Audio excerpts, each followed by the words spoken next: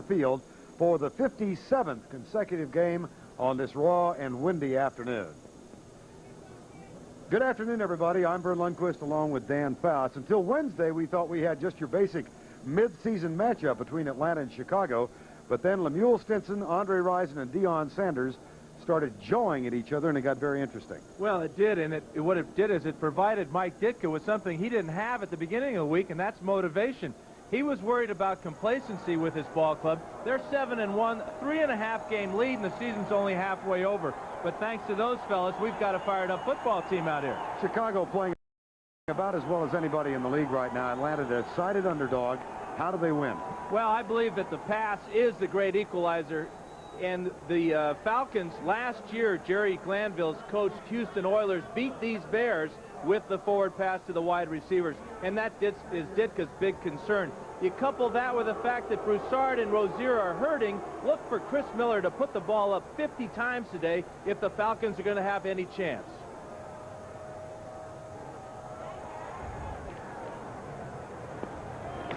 It has gotten nasty. 41 degrees, winds from the southwest at 14, the humidity 55%, and a few raindrops scattered about. There is Deion Sanders, who will return the opening kickoff as Atlanta has won the toss. Kevin Butler will kick it deep. It's been a problem for the Bears. They have kicked short most of the season because of a recurring injury that Butler has suffered. And last week, Tampa Bay had as its most potent offensive weapon a kickoff return. There's a very short kick taken at the 16-yard line. Into the open, and here we go.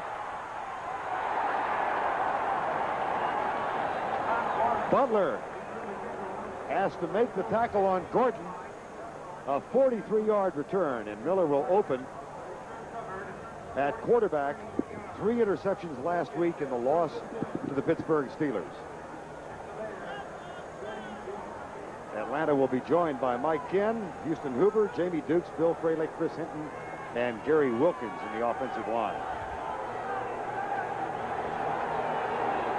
Johnson will open at fullback with Keith Jones. Broussard and Rozier are injured from the 41-yard line. This is Tracy Johnson. Had only 15 yards on the ground on 2 carries coming into the ball game. That is his 3rd carry of the season. Defensively, Armstrong, Perry, Dan Hampton gets the start this week, and Richard Dent.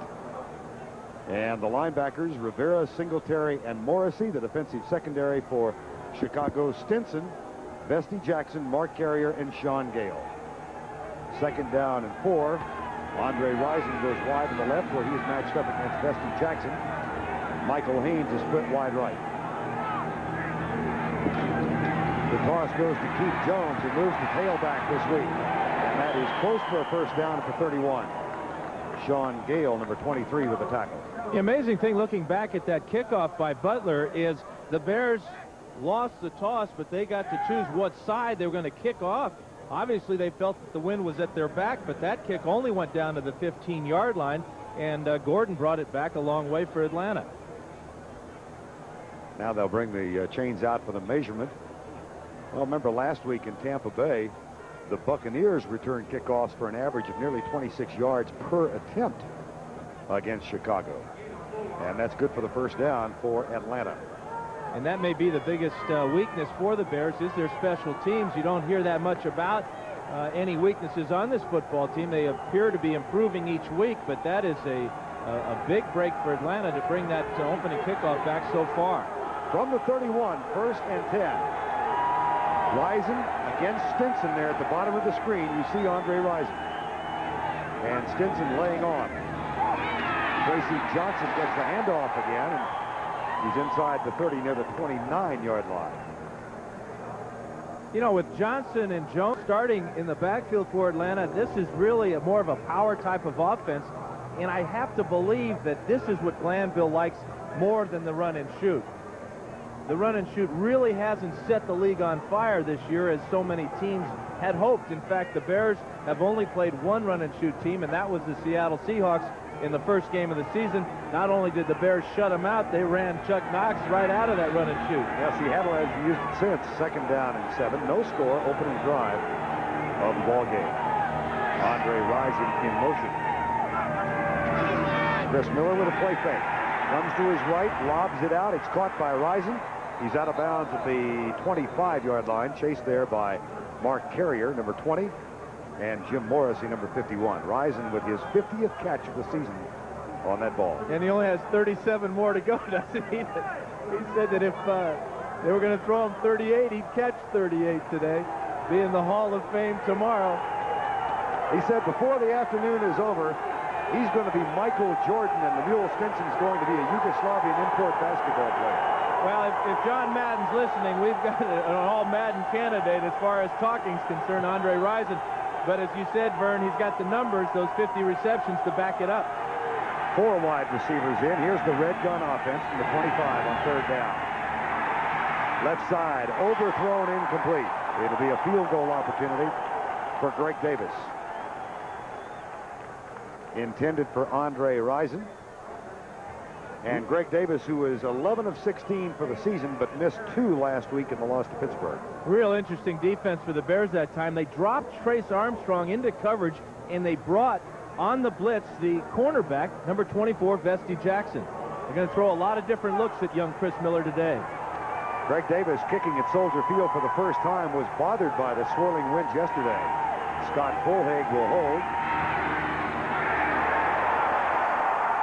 Did it? No, it did not.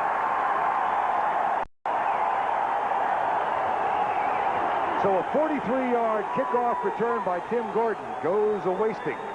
Greg Davis misfires into the wind, and we remain scoreless as the Bears get the ball for the first time on offense this afternoon. 0-0, Atlanta and Chicago.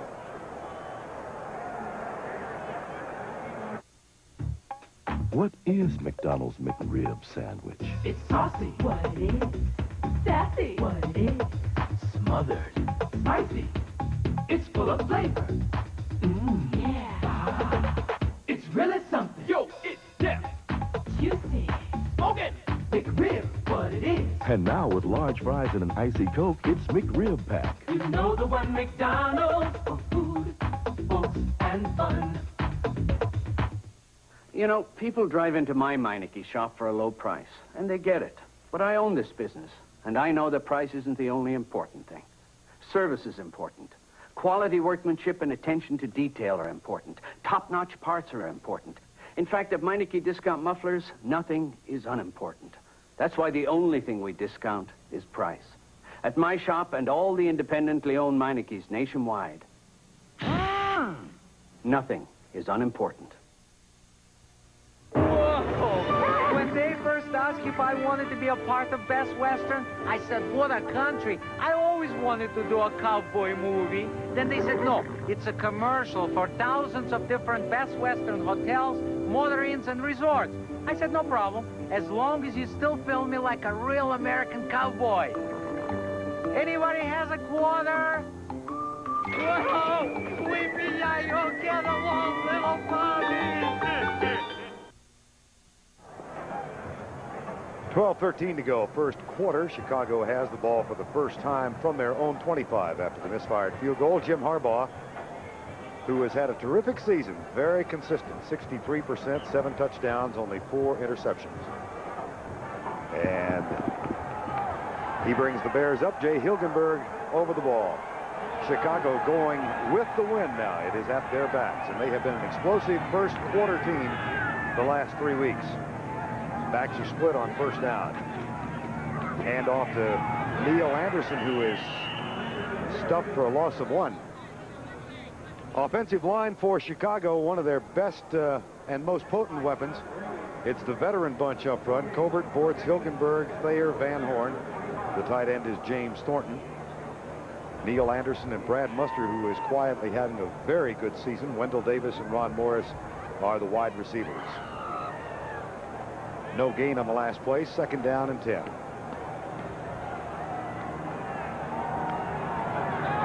Chicago with the best running attack in the league, 175-yard average per game, but Atlanta's defense against the run is very sound. And because of that, the Bears might go to play action like this.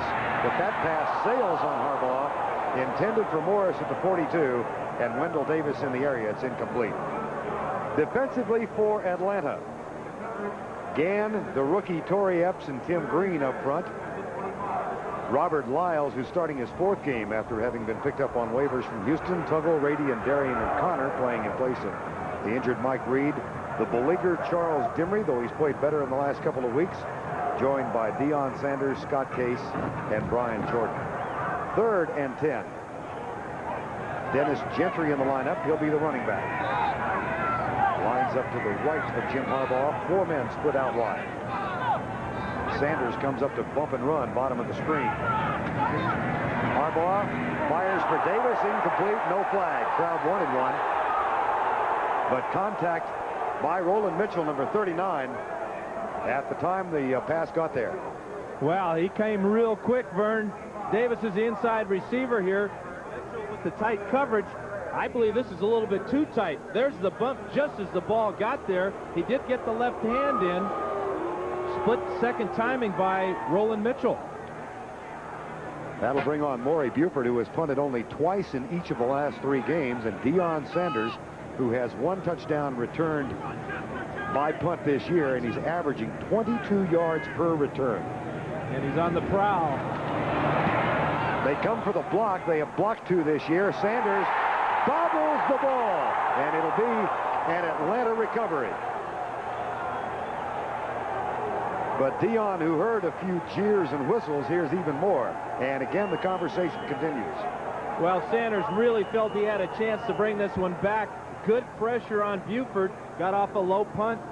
Sanders just took his eyes off it.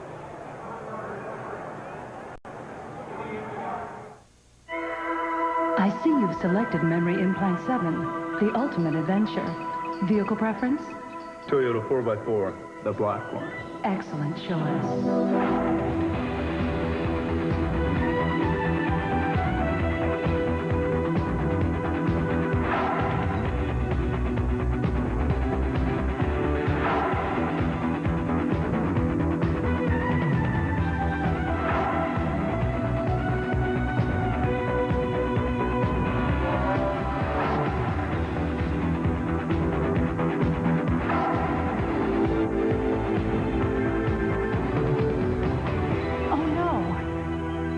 Another one. The 1991 Toyota 4x4. The ultimate adventure.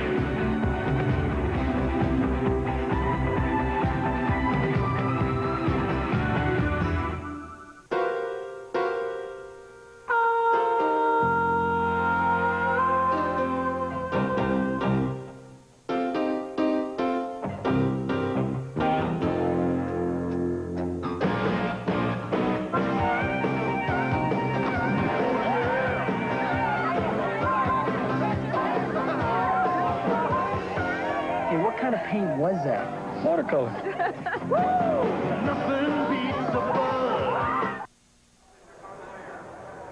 The Falcons will start with great field position because of 2 reasons here. Here is the low snap by Buford and the good pressure by the Falcons up front.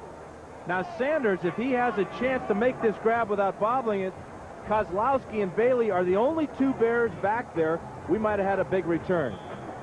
Deion Sanders, who said he had invited his friend Mr. T to the ball game. Mr. T declined the opportunity, said it was too cold and the jewelry was too heavy. Well, that ice gets cold in this cold weather. 1st and 10, Atlanta. They bring Razor into the backfield now and open up in the red gun with 4 wide receivers. 4 down linemen, as usual for Chicago. They send 4. And Miller goes left side. It's dropped by Sean Collins. A catchable ball in front of Vesti Jackson.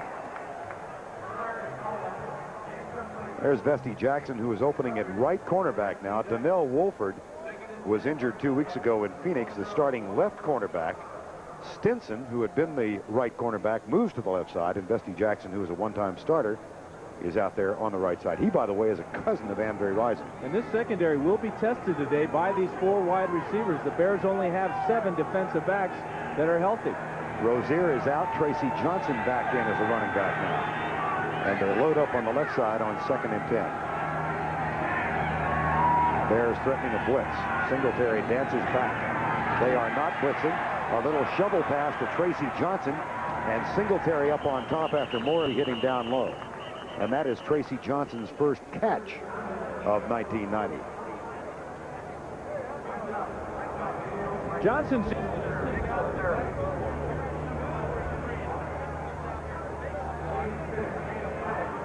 And Miller will throw him the quick little screen pass.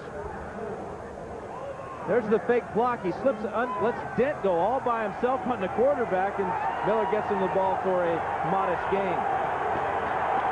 3rd and 4.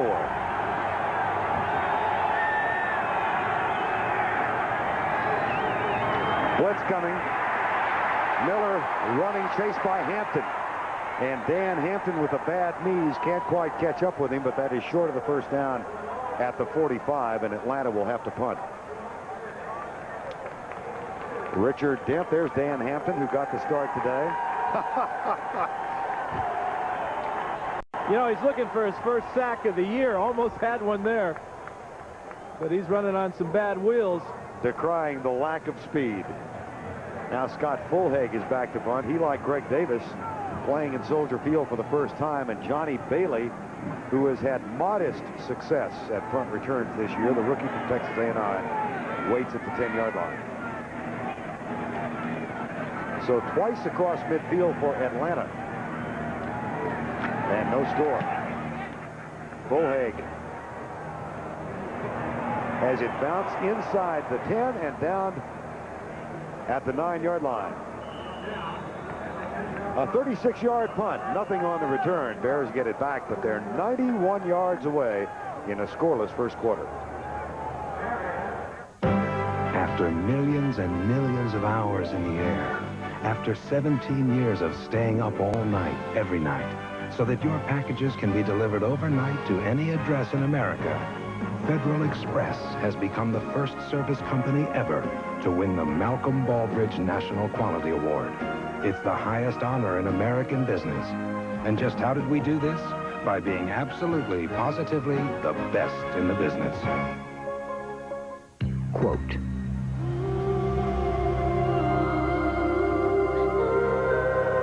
Celica, one of the most eye-catching cars of the year. Auto Magazine.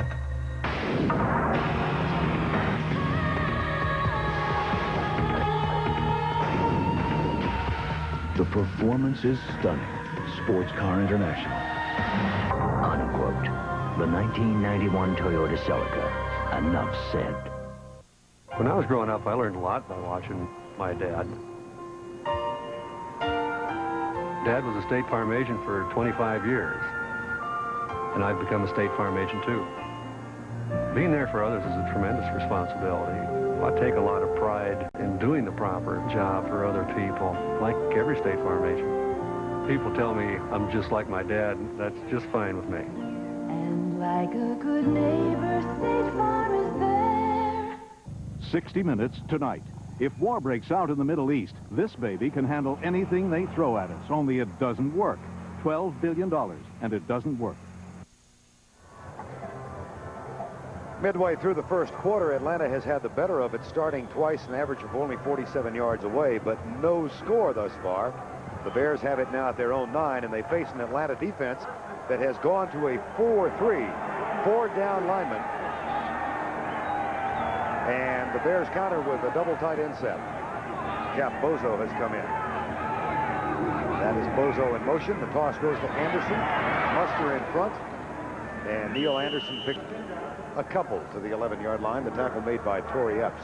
Yeah, because of this poor field position for the Bears, they're going to be forced to run the ball out of here. We have a very windy day, nothing new here in Chicago, but the forward pass is not going to be a strong point for the Bears offense.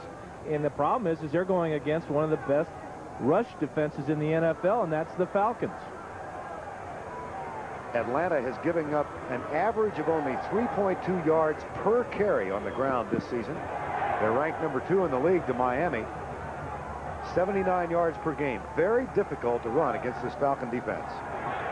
Torrey Epps moves over to left tackle. He adjusts. Play fake.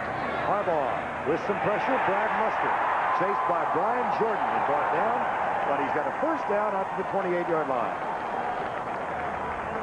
This is a wonderful job by Harbaugh in the pocket after the play fake. Knows he has Muster out in the flat, but this is wonderful pressure by Tim Green. Good block by Neil Anderson. That allows Harbaugh to get the ball off to Muster, and the Bears have their first down. That's a gain of 17 yards. Muster coming in with 20 catches. He and Neil Anderson have been the leading receivers for this ball control-oriented Chicago attack. The wide receivers haven't caught that many this year. 1st and 10 from the 28-yard line. Bears operate from an I formation. Play fake. Harbaugh with time. James Thornton, and he is mugged by Scott Case, but there's no flag. A little conversation. Let's find out what Tampa's doing so far. Here's Greg Gumbel in New York. Well, Vern, Tampa's leading at New Orleans. Chris Chandler starting for Vinny Testaverde today. Pulls it in, takes it around left end, goes in from 12 yards out, and has Bucks fans flipping for joy. 7-0 Bucks first quarter. Vern? Well, in the background, Greg, you can see number 40, Gary Anderson, and Dan Fouts and I looked at each other and said, my, that looks familiar. Yeah, and it wasn't a quarterback sliding in either, was it? A total sellout by Chandler getting in for the touchdown. We saw Vinny Testaverde slide 2 yards short of a first down last week. 2nd down and 10. Harbaugh, Anderson, fumble. Who got it? Atlanta's got it. Chicago, fumble free for the first half of the season. Loses the ball to Rick Bryan. That is the 9th fumble by the Bears in the last 9 quarters, and they have lost 4 of them. Take a look at it from right behind the quarterback. Harbaugh with the handoff to Anderson. And he just dropped the ball in the exchange, wasn't hit. Ball just came out, and the Falcons are in wonderful shape at the 25. Rick Bryan with the recovery, first turnover of the game. 3rd time Atlanta has been inside the 40-yard line. Up the middle. Tracy Johnson for a couple, and the surge goes back to the other direction. Well, Atlanta fans recall with some bitterness that last week Chris Miller and the Falcons were inside the Pittsburgh 37 times and came away with only 3 field goals. And no touchdowns, and it appears that the Falcons may be stuck in a cycle because this is the 3rd time that they've been on the positive end of the field and they have yet to score. Very important to get at least 3 points out of this. 2nd down and 2. 2nd and 8, I beg your pardon. Gain of 2 in the last play. The toss goes to Keith Jones. Inside the 25 on the sweep to the left. Mike Singletary, number 50, leads the defensive charge, and that brings up another 3rd down. Well, number 50 is Mike Singletary, and he is going to mirror the running back. Keith Jones, watch this hit. Jones with good power. Pulls through and picks up about 2 more yards. Red gun offense now. Singletary comes out on the passing down, something that evokes his displeasure. Sean Collins wide to the left. Michael Haynes wide right. Rison followed by Bestie Jackson, and the Bears adjust their defense. Blitz coming. Miller, hot receiver, diving try incomplete. Boyd Dixon could not hang on. Marcus Paul picks it up, but it'll be a 4th down. And Greg Davis, 2 for 4 last week, 0 for 1 today, comes on again.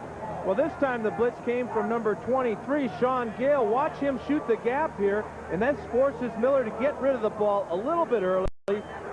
Beautiful attempt by Dixon. Just couldn't hold on as he hit the ground. Greg Davis with his 2nd attempt of the ball game. This from 42, this from 36. Into the breeze, low snap. Plenty of distance this time. The kick is good. Bank shot. But it counts for 3. Jerry Glanville's Atlanta Falcons have a 3-0 edge.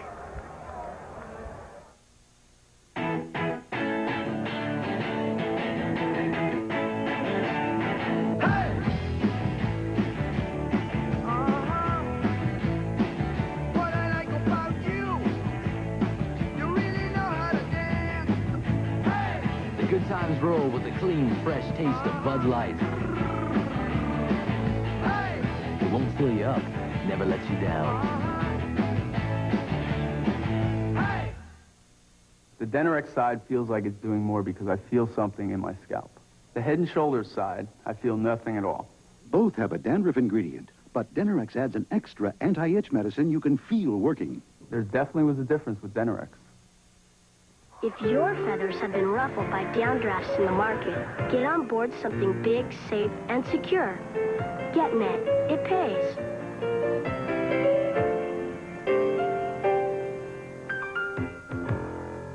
Don't worry, Mom. You'll get there in time. You're driving the Toyota Camry All-Track. It's got all-wheel drive to pull you through. It's got an anti-lock brake system for additional stopping control. The Toyota Camry. You've got the perfect car. And the most trouble-free in its class. 3 years in a row. So don't worry. Be happy you've got a Camry. I'm happy what you do for me, Toyota.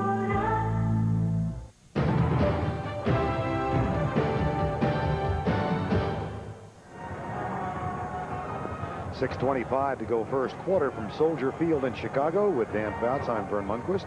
Atlanta has drawn a 3-0 edge now. Mike Ditka's ball club with poor field position on its first 2 possessions, and Greg Davis will kick off. Gentry and Johnny Bailey move up because Davis has to kick into the wind. They wait at the 10-yard line. That will bounce at the 14.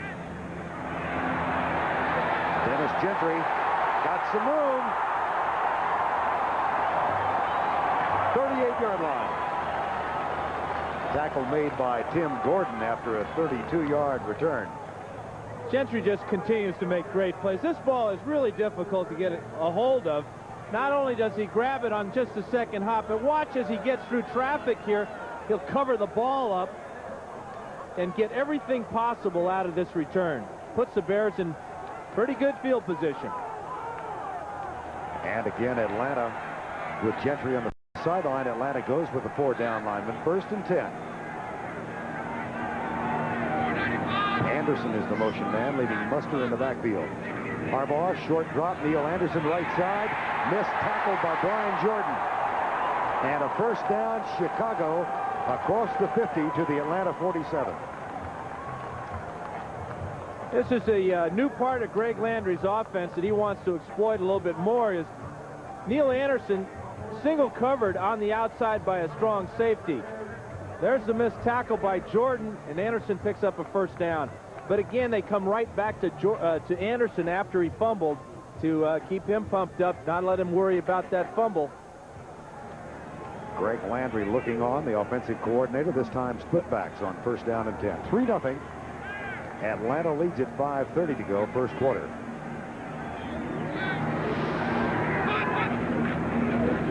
They give it inside to Muster. And Brett, who had 78 yards in the ground last week to complement a 99-yard effort in Phoenix, is inside the 45 to the 43-yard line.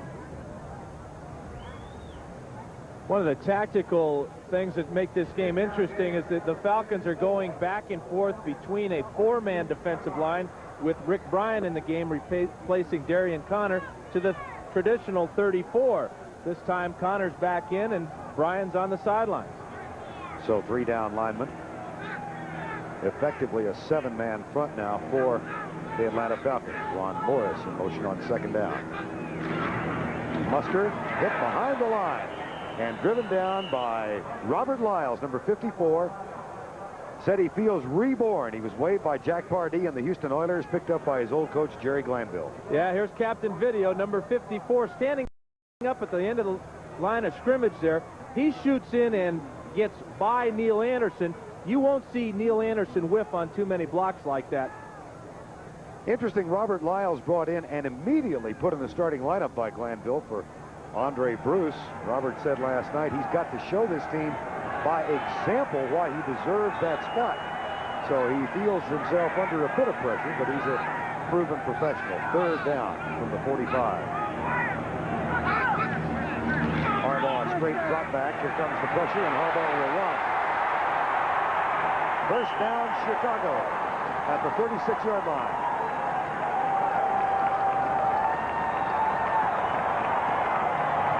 This is the added dimension that Harbaugh gives in offense. makes his mind up right about now that he's got a wide open area, and he knows where the chains are. He's not one of those hook sliders either. He's going to go and get it. Jim Harbaugh with a 5.2 yards per carry average. You see that on the right side, and 3 touchdowns on the ground already. Yeah, and in that backfield of first-round draft picks, Neil Anderson has got the worst average at just 4.5 yards per carry. First and 10, 3-0. Atlanta leads it with 3:24 to go in the first quarter of play. Gap Bozo starts in motion. Play fake. Harbaugh will run. Chased by Scott Case. And you wonder why Harbaugh is able to run and pick up yardage. The Falcons have been in man-to-man coverage the last 2 times, and this man here just isn't accounted for in the defense. Sometimes you'll keep one guy responsible for the quarterback, call him the spy, but on the last 2 plays, the Falcons haven't had their spy. Maybe the spy came in from the cold. Or is it out of the cold? Oh. You had nightmares last night, didn't you? And you stayed awake. I may have a nightmare tonight.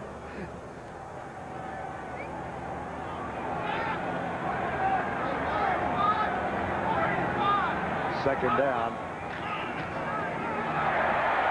Mustard comes left.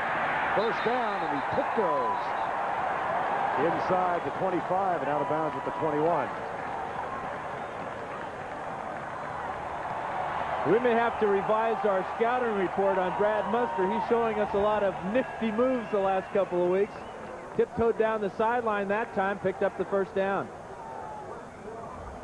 This is an impressive drive for the Bears after kind of fumbling around there on their first 2 possessions.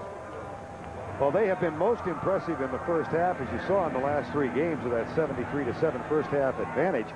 They have built up big leads against the Rams, Phoenix, and Tampa Bay, and then kind of coasted in the second half. A bit more of a struggle here in the first quarter of play. Harbaugh straight drop back. Across the middle, caught. Inside the 15 of the 13-yard line. Wendell Davis makes the catch. Has been injured much of the year. Came back with 3 catches last week, but had a fumble. Mike Ditka said that was simply because he was trying to make a good play a great play. Yeah, and what happened is he was trying to cut back and get into the end zone when he really had no chance. And Ditka says that that's a very correctable mistake, that Davis will learn from that. Just take what you get and then get down. 8th play of the drive. Anderson in motion, wide right. 95 seconds to go first half. Muster up the middle. And that will be close for the first down at the 11.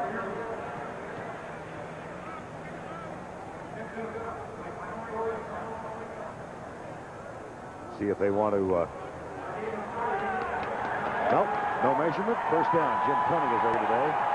Jay Hilgenberg comes up. Hilge, who missed a game 2 weeks ago when he came down with the stomach flu. Jim Harbaugh heads over to the sidelines. Back into the huddle. It's amazing how a good kickoff return can get your offense going. Gentry's return out to the 38-yard line seemed to have picked up this entire offense. Well, you had a good shot at Jay Hilgenberg, the Pro Bowl center, who's down 12 pounds after that bout with the flu. Harbaugh, slant pattern. Flag. Intended for Ron Morris. And the hanky got frozen in the back pocket of the official for a moment, but then it came out of there.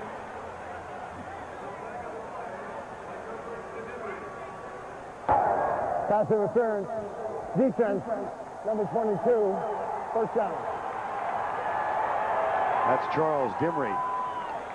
Well, this is a blitz by the Falcons, and Harbaugh reads it right now. He's going to go out to this wide receiver, Morris. Question is, was that a catchable pass? Not quite sure there, but Harbaugh gets the call. He's trying to get the flag out of his pocket, too. Charles Dimry, who gave up 5 touchdown passes to Jerry Rice a month or so ago. First and goal. Anderson stuffed again. Yards have been tough to come by for Neil Anderson in this drive. Well, it seems when they give Anderson the ball, it's more on traditional type of plays, pulling type of plays where the Falcons are getting penetration. The best running plays for the Bears so far have been the traps to Muster, where they are allowing that penetration and then blocking and kicking out and allowing the back to get up inside. Final 10 seconds of quarter number 1. May not get this play off. And the folks in the south stands are hoping they don't so they can watch the next play at the start of the second quarter. That's the end of the first quarter with our score. Atlanta 3, Chicago nothing. A standing ovation from the fans in the stands at the south end of Soldier Field. A doubleheader. First, the resurgent Longhorns battle TCU. Yeehaw! Then a clash of SEC powers. Tennessee collides with Ole Miss next Saturday. This is my family, my wife Stephanie and our son Christopher. My family and my faith are the most important things in my life. I'm Ron Rivera of the Chicago Bears, and I know how important the family and family values are to the Hispanic community. That's why I belong to an organization called the United Way, Via Unidas. United Way extends us all a chance to volunteer to work together to solve our problems and provide opportunities for our children and our families. United Way works in big cities like Chicago and in small communities like the one I grew up in California. You'll find it working in your community, wherever you live. United Way is there, helping people to help themselves. As a United Way volunteer, I have worked to provide public service announcements, both in Spanish and in English, to help minority families. In America, we have many precious freedoms, and among them is the freedom to join together to give to organizations like the United Way. When you give, you bring out the best in you. In United Way, it brings out the best in all of us.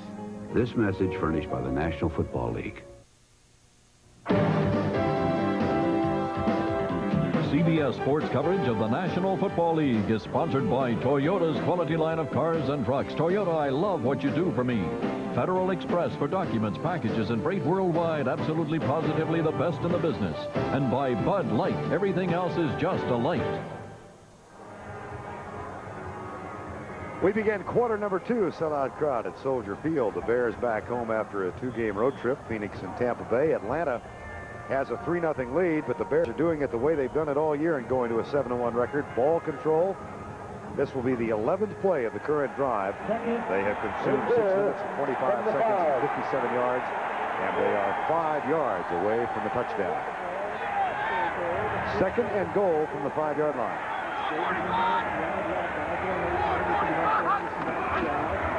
Anderson. Mike Gann, number 76, a part of the tackle. Scott Gase, number 25, was also there. It'll be third down. Well, I hate to see that running play in that type of situation, because what happens now is you're forced to throw the ball from the 4-yard line. And you're only going to have one chance of doing it. Or if you throw it on that second down, obviously you're going to have 2 chances. Officially 3 yards needed for the touchdown. Wendell Davis comes wide to the right side. Muster and Anderson in the backfield. They fake the inside handoff. Harbaugh, being chased by Robert Wiles, is under pressure and has to throw it out of the end zone. And that will bring on Kevin Butler. Great job by Robert Lyles there, playing the bull and the matador with the offensive lineman for the Bears, number 62, Mark Bortz. But Lyles really kept the pressure, never said die, and he's obviously gaining respect of his fellow Falcons. Kevin Butler on, 13 of 18 for the season. Longest at 52 yards. This will be from 21. Mike Tomczak will hold out of Jerry Fontenot's center. Up and good, and we are tied. So the kickoff return by Dennis Gentry sets up the Bears. A nice drive to tie the score. We're knotted at 3 apiece. A new, more powerful V8, standard in these Cadillacs, generates a responsive 200 horsepower. Yet combined with a new electronically controlled transmission, it also provides the highest highway mileage of any V8-powered luxury car, making it just as responsible to own as it is responsive to drive. Another reason why The only way to travel is Cadillac style. Cadillac style.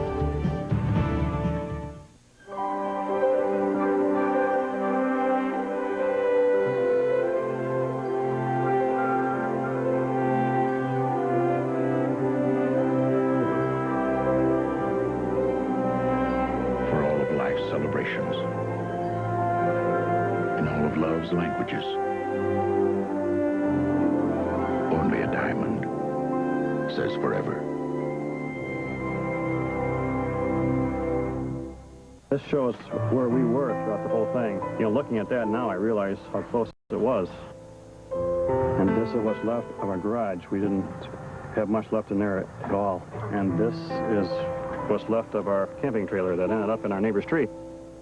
They were here right away to help us out, and that's all true. Look around. It's only been a few days, and they're already here rebuilding our house. Allstate still, even though it's been 3.5 weeks later, they're still calling to find out how we're doing. It's a 3-3 ball game. The Chicago Bears lead the league in time of possession, and they have had it twice as long as Atlanta. Rushing yards, 31 for Chicago. Neil Anderson on the sidelines getting a hamstring worked on right now. 3-3 ball game. Opening moments of quarter number 2. There is Neil Anderson, who leads the Bears in rushing this year, complemented by Brad Muster in what has been the #1 ground attack in the National Football League.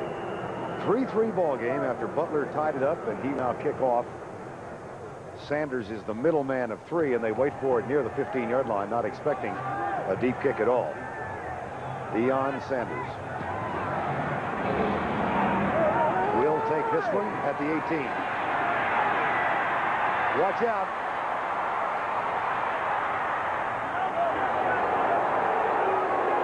Out of bounds at the 43-yard line. And Kevin Butler and Deion Sanders, he will chat a little bit with you, won't he? Well, you know, people are booing because Sanders went out of bounds. I mean, did Sanders know that the only guy left was just the kicker? I mean, I think we expected him to maybe try to make a move on him or anything, but yeah, he can talk, but he can sure run, too. Atlanta, though, again, Dan, with the kicking game, good field possession at the 43. Yeah, and they really have to take advantage of it. They've had good field possession now for all 4 of their drives. Chris Miller brings it up. First down and 10. And he will throw on first down, deep left side for Andre Rison. And Bestie Jackson gets back just in time to knock it away. Now you wonder if this ball got up in the wind and it started to drift a little bit on Miller. Rison and Jackson running stride for stride down the field. But this is a bomb all the way. Miller 5 steps and he lets it rip. The ball will drift to the outside here, and Jackson again makes another fine play. We've seen this type of play from Jackson the last 2 weeks. Number 78, Mike Ken, was born and raised in the Chicago area, Evanston, Illinois. Said he had to get 70 tickets for the game today, but not for his parents. They've been season ticket holders here for 30 years. 43-yard line, second down and 10. Up the middle, Tracy Johnson tries to break a tackle. He does accomplish that and is knocked down at the 48-yard line by Mike Singletary. And that tackle he broke was Steve McMichaels, number 76. Brought down by Singletary. Offensive line having a little conflab. Jay Hilgenberg, Mark Bortz. On third down, Atlanta goes with 4 wide receivers. Excellent field position for the Falcons here in the first half. We are tied at 3, 13:08 to go first half.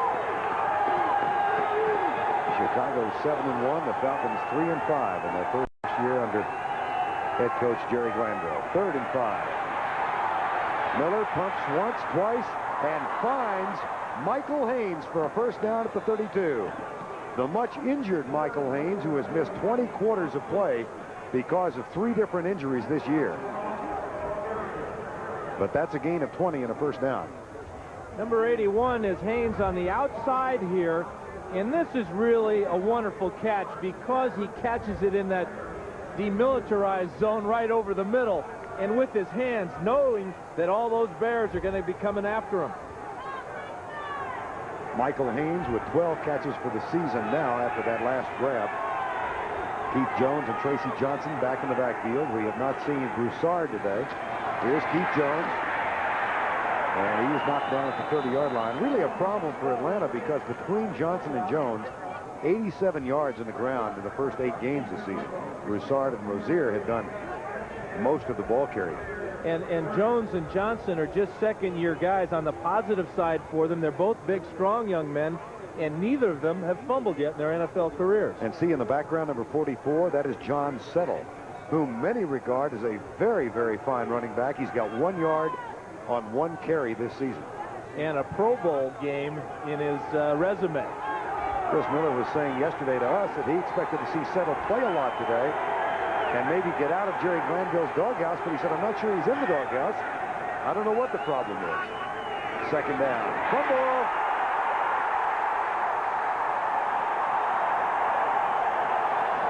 Richard Dent. Bears ball.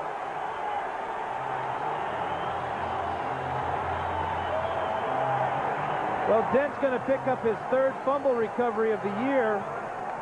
And this is just a perfect snap and a drop ball by the quarterback. Then 270 pounds comes in, separates Miller from the ball, and the Bears get a turnover. 5 turnovers for Atlanta in losing to Pittsburgh last week. 3 interceptions and 2 fumble losses. And fumbles by Miller and bad exchanges between Miller and Jamie Dukes have been a real problem for Atlanta all year long.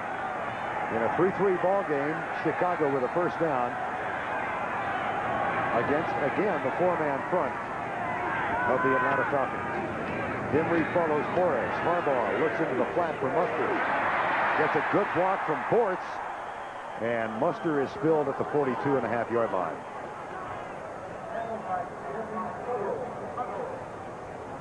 Well, there's one guy on the Falcons who's having trouble with his footing, and that is strong safety Brian Jordan. Jordan had Muster man-to-man on that play, and Muster with a little shake caused Jordan to go down.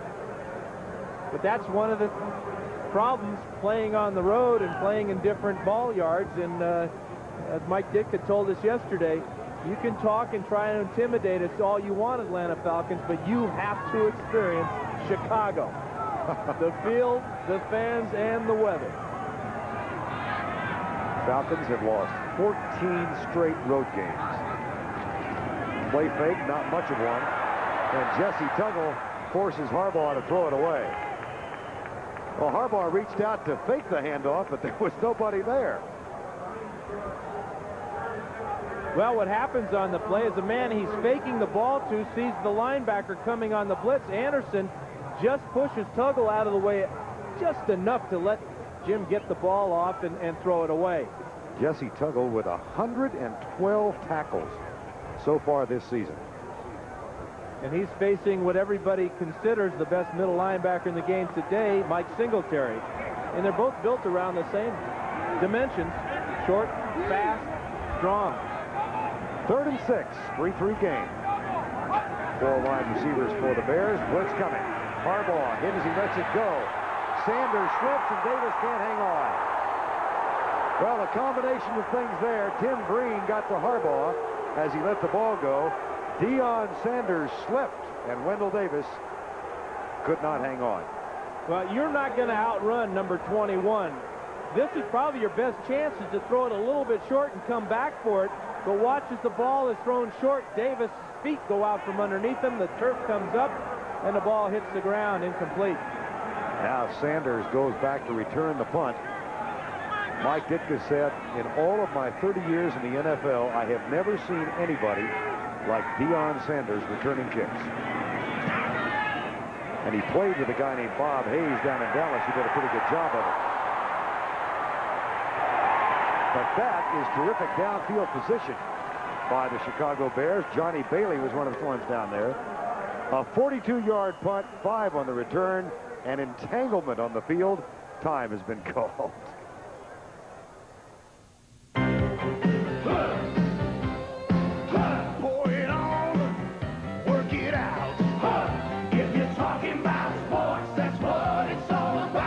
Pump it up, pump it out, pour it on and work it out.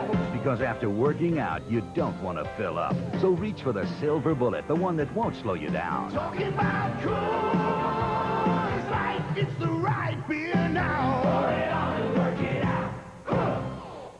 On Wall Street, fortunes are won and lost and won again before 10:30. Amid the halls of ivy, the best ideas often come and go before 10:30. And on the back lots of Hollywood, love often blooms and fades before 10:30. Which is why Federal Express delivers before 10:30 at more places around the country than anyone else. Federal Express, absolutely, positively the best in the business. Nobody is putting quality on the road like Cadillac, winner of the 1990 Malcolm Baldrige National Quality Award. In fact, Cadillac is the first and only car company to earn this coveted award from the United States Department of Commerce for its world-class achievements in satisfying the customer. So in a very real way, Cadillac's success is also a victory for the American consumer. Another reason why the only way to travel is Cadillac style.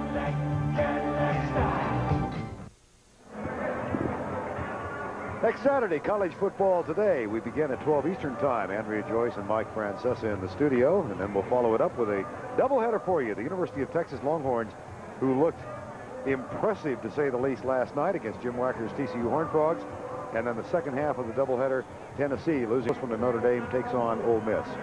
How about them Horns last night? Yeah, they shut down outstanding. You know, as long as there's a horned frog in this world, I'm never going to worry about being called a duck. First down and 10. Ducks had a tough day yesterday. California 28, Oregon 3. No comment. Slip that in right quick. Ron Rivera asked me to mention that. Into the flat after the bobble, batted down by Richard Dent. Dent, who reached up and picked off a pass last week against Testaverde. And there goes an opportunity.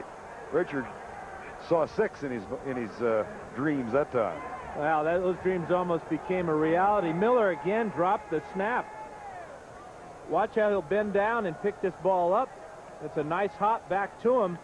Then he's trying to get rid of the ball. Dent is such a fine athlete that ball hit him right in the helmet, though. He's got to put some stickum on the front of that face mask. Second and 10. Rozier's in the backfield with Tracy Johnson. 3-3 game.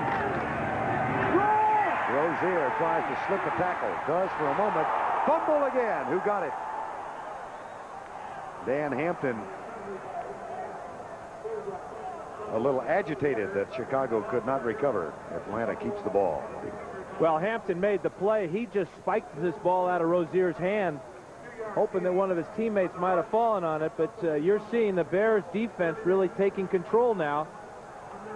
Atlanta dodged the bullet of Miller's fumble on the last drive, but watch the big right hand of Hampton come down and swat the ball out of Rozier's grasp. 3rd and 9. Falcons are only 1 of 4 on 3rd down conversions, and Chicago best in the league at 3rd down defense. Blitz coming. Chris Miller down at the 19, first sack of the day. Richard Dent, his 8th quarterback sack of 1990. Dent's number 95 working against Mike Ken. And with the blitz by Vesti Jackson, Ken has to take the most dangerous man. That is Jackson, because he's got the straightest shot at the quarterback. Dent comes free. Give a nod to defensive coordinator Vince Tobin, bringing a lot of safeties and cornerbacks, putting pressure on the Atlanta quarterback. Scott Bullhag back to punt to Johnny Bailey, who waits near midfield. Nice high punt. That's a dandy. Bailey chased all the way back to the 34. And is knocked down as he gets to the 44. A 10-yard return of a 46-yard punt. Guy Bingham made the tackle. Bears have good field position in a tie ball game.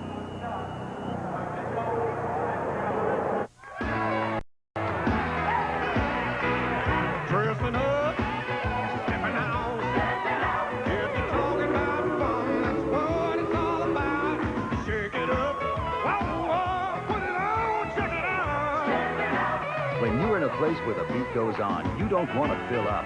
So reach for the silver bullet, the one that won't slow you down. We're talking about good, like it's the right thing now. Check it out, check it out.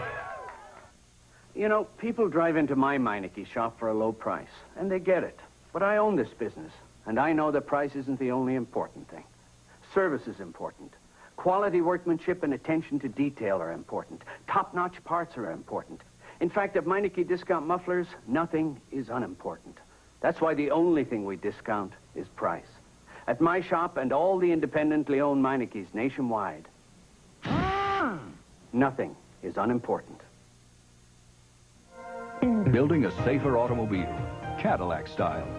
Cadillac is a world leader in safety technology with sophisticated anti-lock brakes standard on every model, plus protective safety cages and crush zones.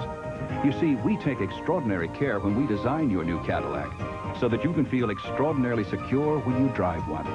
Another reason why the only way to travel is Cadillac style. Cadillac style. It's the honeymoon of a lifetime. Audrey Meadows and Art Carney present 2 episodes not seen for 38 years. All right. The Honeymooners Anniversary Special, Monday at 10. Rather typical November afternoon in Chicago. Raw, lower 40s, windy, and rather typical Chicago football for Jerry Glanville's team to confront. Atlanta has picked up 1.6 yards per play. The Bears not much better at 3.5. Now Chicago with the score tied 3-3, first down at the 45. Harbaugh with the snap from Hilgenberg. Falcons stunt with a 4-man front. James Robocop Thornton with some nifty moves. Leads out to the 41. James Thornton, who during the bye week elected to stay in Chicago and get married, and had to don the formal wedding gear for his marriage to Vicky with a black eye. Yeah, and I think they must have put a little makeup on that right eye there to make it look so good, because it was all red and discolored in there. You know, a lot of guys just went to, played golf on their day off. I got married. Thornton, who had a touchdown grab, his first of the year, negated by instant replay last week in Tampa. First down at the 41. 3-3 ball game, 7:51 to go in the half. Harbaugh drills it. Ron Morris hit by Brian Jordan at the 34-yard line.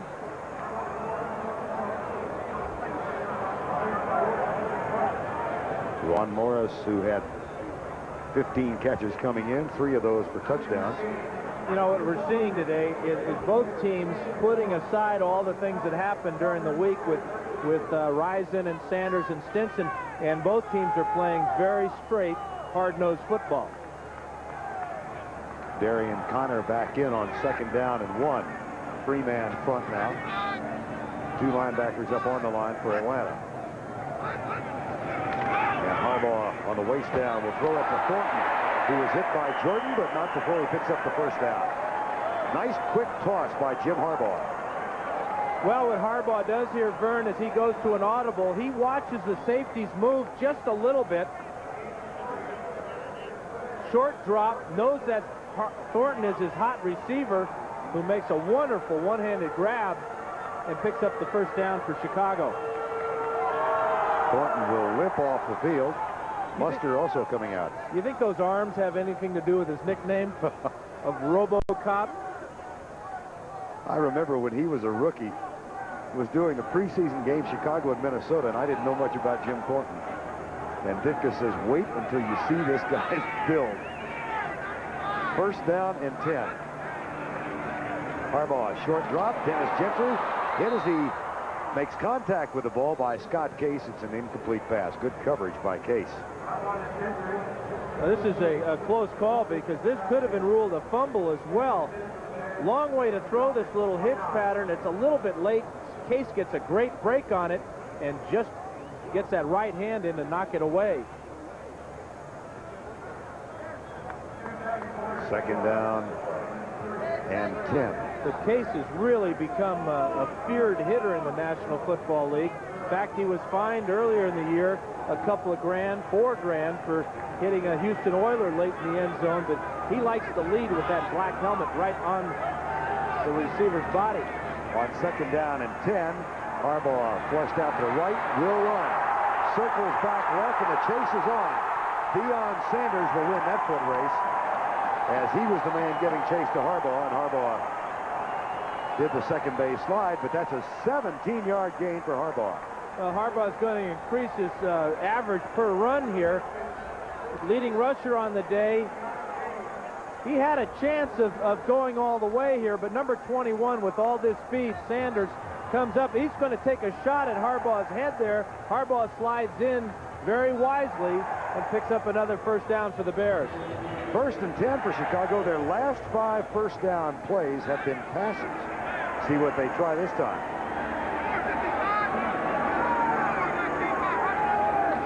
Nope, draw play, Musters. Maybe they'll pass it again. Well, and you wonder about the Bears keeping track of that same statistic up in the coach's booth, because they ran a draw play that time, which is, in essence, a fake pass. So maybe some self-scouting going on for Chicago. 2nd down and 9. A 3-3 ball game, just under 5 minutes to go, first half. Stark contrast for the last 3 weeks for the Bears, when they were way out on top at halftime in each of their wins against the Rams, the Cardinals, and the Buccaneers. Now trying to take an edge in a 3-3 game.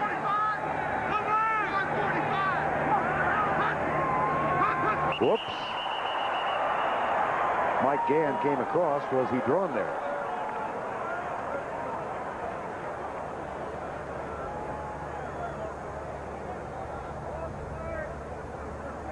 Encroachment. Number 76 defense. 5 yards. Still 2nd down.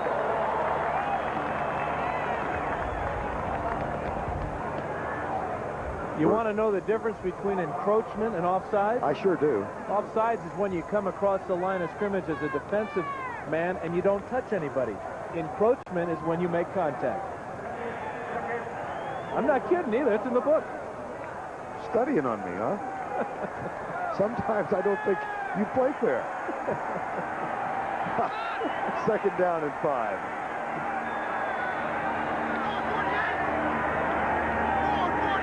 Ron Morris in motion. Here's the sweep by Anderson. Chase. Dives. Touchdown. What a run.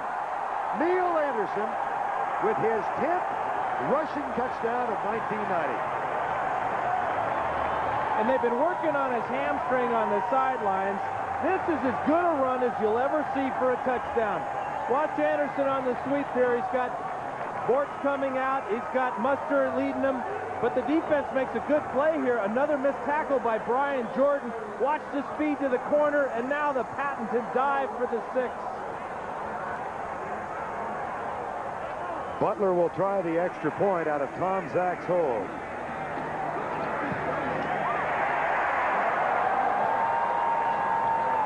And the sun begins to shine on Neil Anderson with Johnny Rowland's words of comfort on the left-hand side. Chicago leads by 7.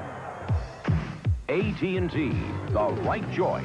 Lydell Mitchell retired as the Colts' career leader in rushing yards, but his college running mate had an even greater pro career. Who was it? Larry Zonka of the Dolphins? Franco Harris of the Steelers? Or Tony Dorsett of the Cowboys? Which would you choose? Did you know a lot of businesses didn't get the big savings other long-distance companies promised? So they're switching back to AT&T Pro Watts, our discount calling plan. With Pro Watts, you get extremely competitive prices and automatic discounts on international and all AT&T calling card calls. What's more, Pro Watts uses your regular phone lines. With all this and AT&T quality, what are you waiting for? Competitive price, another AT&T advantage. Although not as renowned in college, Franco Harris teamed with Mitchell at Penn State. If you said Harris, you made the right choice. America's most successful luxury automobiles, the Cadillac, DeVille, and Fleetwood, gain new stature with a new, more powerful V8. Standard anti-lock brakes, combined with the largest interiors of any front-drive sedans. A balance of power and luxury in which neither is compromised. Another reason why the only way to travel is Cadillac style. Cadillac style.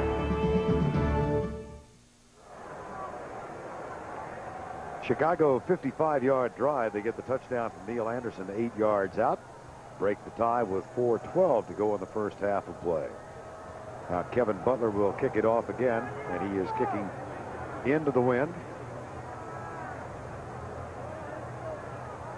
Butler told us a couple of weeks ago he doesn't have a problem with long field goals, but the kickoffs, because the kicking motion is a little different, have caused him problems. Well, he hurt his hip flexor at the beginning of the season, and the Bears even were considering having McMichael kick off. So he appears to still have problem extending, and that's where you get that distance. And as a result, Deion Sanders has creeped up to the 13-yard line waiting for the kick.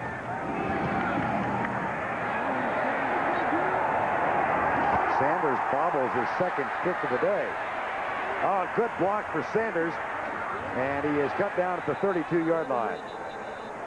Let's go back and watch the effort of Neil Anderson on this sweep for the touchdown. Well, and it's speed that makes the difference. Watch Brad Muster. He's going to try and block on John Rady here. He misses the block, but he forces Rady into a bad angle. The great speed of Anderson is going to cause Jordan to miss right here. Here's Rady on this angle trying to get Anderson out of bounds. Just can't get it done.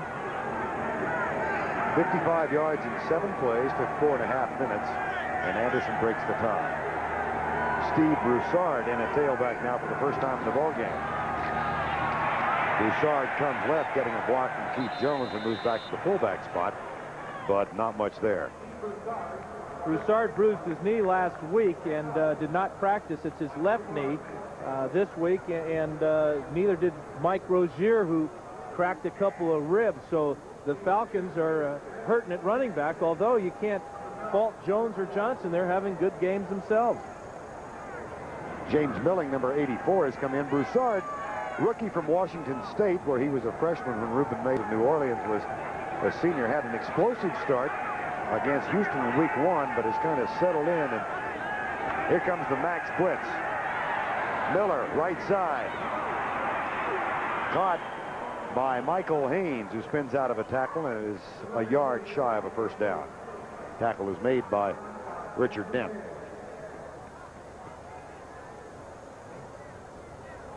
Well, Dan, you thought that Chris Miller might have to throw it 50 times today. He's only put it up 9 times in the first half so far. They're still going to have to get the passing game going. Well, they have Miller now going with the wind at his back, so look for the Falcons to throw it and throw it more effectively now. But again, not much time left. The Bears doing a good job with that time of possession. Jones, oh, I don't know that he got it. No, he did not. 4th down. Excellent defensive play by Chicago. Mike Singletary leading the way. Yeah, surprise, surprise. It appeared that Jones had a shot at this first down, but watch number 50 come from the left side of the screen. He gets help from Ron Cox and cleans up on the runner and brings up this measurement. Ron Cox is going to be a good one. You talk to all the Bear players, especially Jay Hilgenberg. He's been impressed by number 54, the rookie out of Fresno State. Made a nice play there. There's Ron Cox. Fresno State said he played there because he was raised by his grandmother. She lives in Fresno, and he wanted to stay home. He has a strong, firm handshake. Yeah, I had to ice my hand last night because he gave me one of those killer grips. Well, he uses it in bow hunting. Monday he's going to... Said, who are your close friends on the team? He said, well, I'm a rookie. I don't have any yet, so I just go hunting, deer hunting with a bow. He's going to go sit in a tree in Wisconsin on Monday. A bow and an arrow. No, yeah, he brings his arrows with him. True. Johnny Bailey. Would be superfluous to grab that bow and leave the arrows at home, wouldn't it? 4th down. Well, that's safer that way for the deer. That's right. And other hunters. Bullhead. Oh, boy, another fine punt. Bailey with a fair catch at the 15-yard line. So 1 second shy of the 2-minute warning. Scott Bullhead, making his first appearance ever in Soldier Field, has not let the swirling winds of Soldier Field bother him. A 44-yard punt following his first effort, and we'll have one play before the 2-minute warning. Fulhag has taken full advantage of this wind. He's gotten the ball up above the stands, and it is just carried very well for him. There's Scott Fulhag. And now there's a look at the flags in the breeze. And it really is a swirling wind at the left-hand side of the stadium. It appears to be going one direction. The other side, the flags are flying in the opposite way. 2:01 to go. Here's Neil Anderson with Tom Thayer's block not leading to much, and that'll be the 2-minute warning. Matching field goals by Davis and Butler led to a 3-3 tie, but Neil Anderson broke that on the last Bear possession with an 8-yard touchdown run.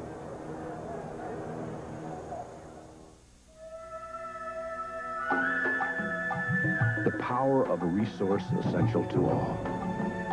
At GTE, we provide that power with telephone systems and services central to the life of a community, the well-being of families, the needs of every business, great or small. GTE Telephone Services. We give you the power to flourish in any environment. At GTE, the power is on. From the Far East to Europe.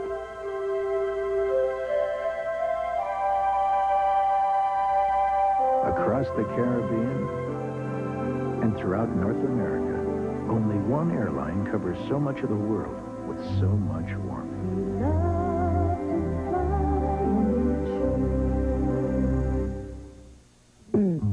Through Cadillac's 42 consecutive years of luxury leadership, this symbol has stood as an American automotive standard for the world in performance, comfort, and safety.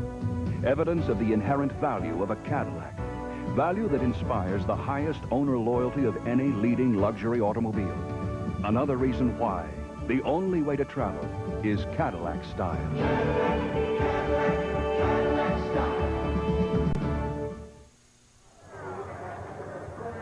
Doubleheader today on CBS, and coming up next, the Giants, undefeated with an 8-0 record, go out to the West Coast to take on the Rams. Most of you will see that. Dan, I'm hearing more and more folks this week think that the Rams might take the Giants today. Well, you remember back to that playoff game last year in overtime when Flipper Anderson caught that touchdown pass. But I just hope that John Madden and Pat Summerall are warming up there in L.A. 90 degrees. We can't complain. We've been on the Southern Circuit for a month or so. Second down and 10. 15-yard line. 10-3. Chicago leads it. By Jim Harbaugh, deep left side.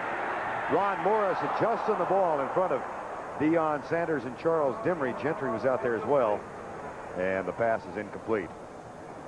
Well, again, this ball is thrown short. Number 22 is Dimry. He's going to make the play on this ball as he reads the receiver, gets his right hand in there and splits Morris's hands, pulls them apart, and the ball goes down to the ground. But fine play by Charles Dimry. The guy has really had to battle back through some adversity. You talked about Jerry Rice and what he did to Dimry. Given up 10 touchdown passes this year, but you can tell by that play there's no quitting that young man. Which, of course, is what it takes to play cornerback in this league. You've got to be able to come back. 3rd and 10. Falcons would like to stifle Chicago here and have one more offensive opportunity. Harbaugh fires it short of the first down, so the Falcons will use a timeout.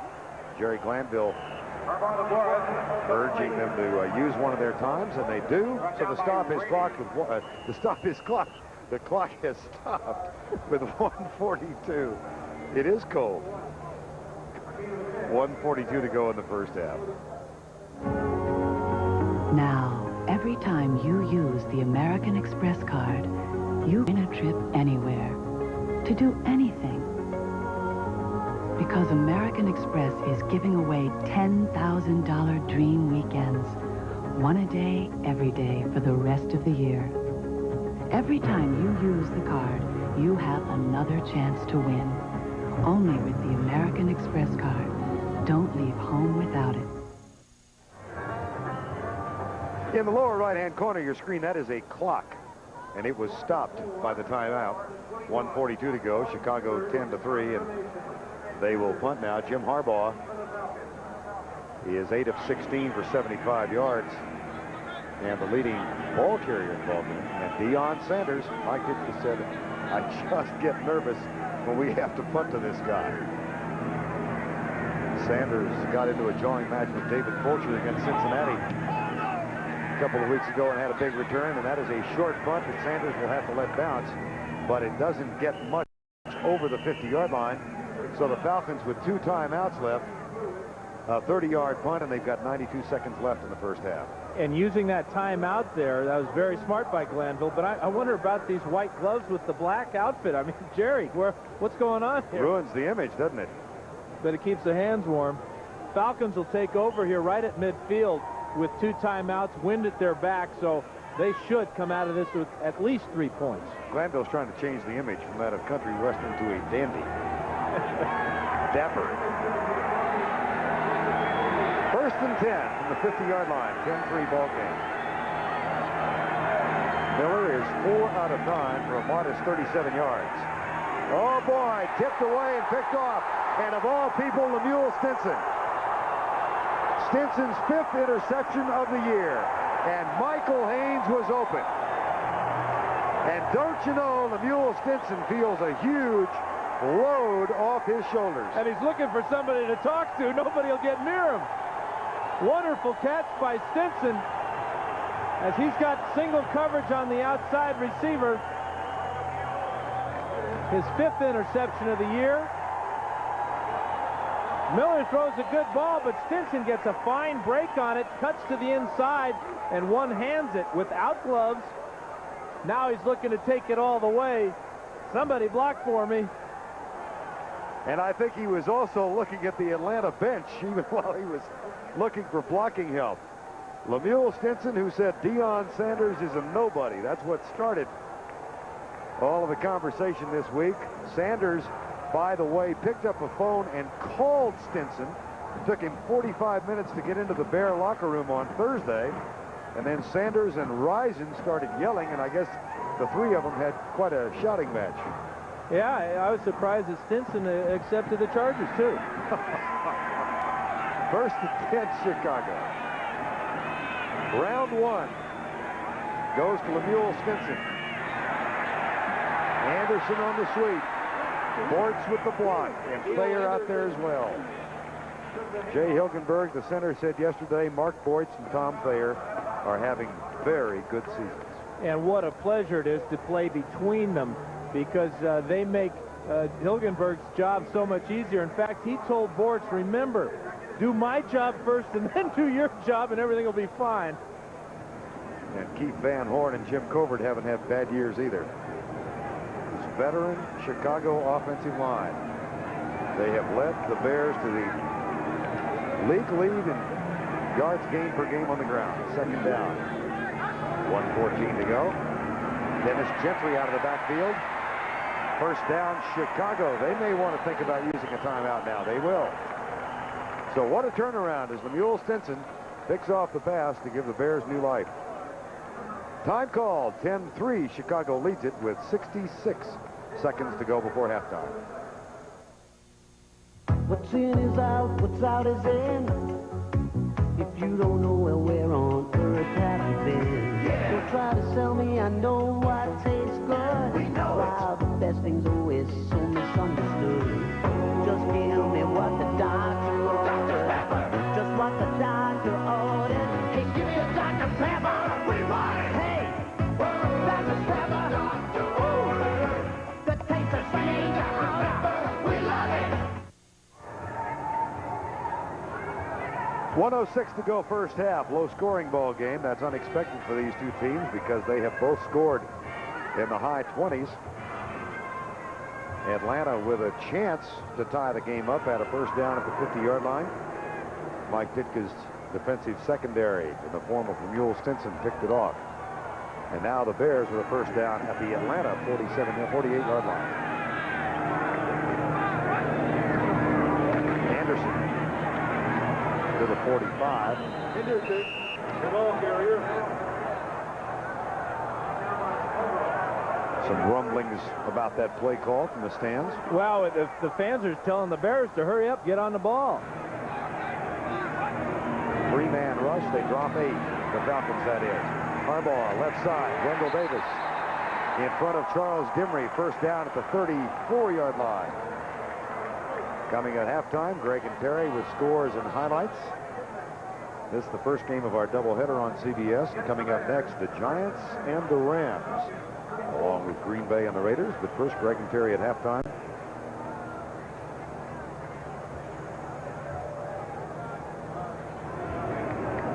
It'll be first down and 10 at the 34. 10-3. The difference in the game, an 8-yard Neil Anderson touchdown. 1 turnover for Chicago in the first half, 2 for Atlanta. Here comes the blitz. From the outside, Harbaugh hit as he lets it go. Caught. Wendell Davis beat Dimry. And again, the word beleaguered comes to mind when you think about Charles Dimry.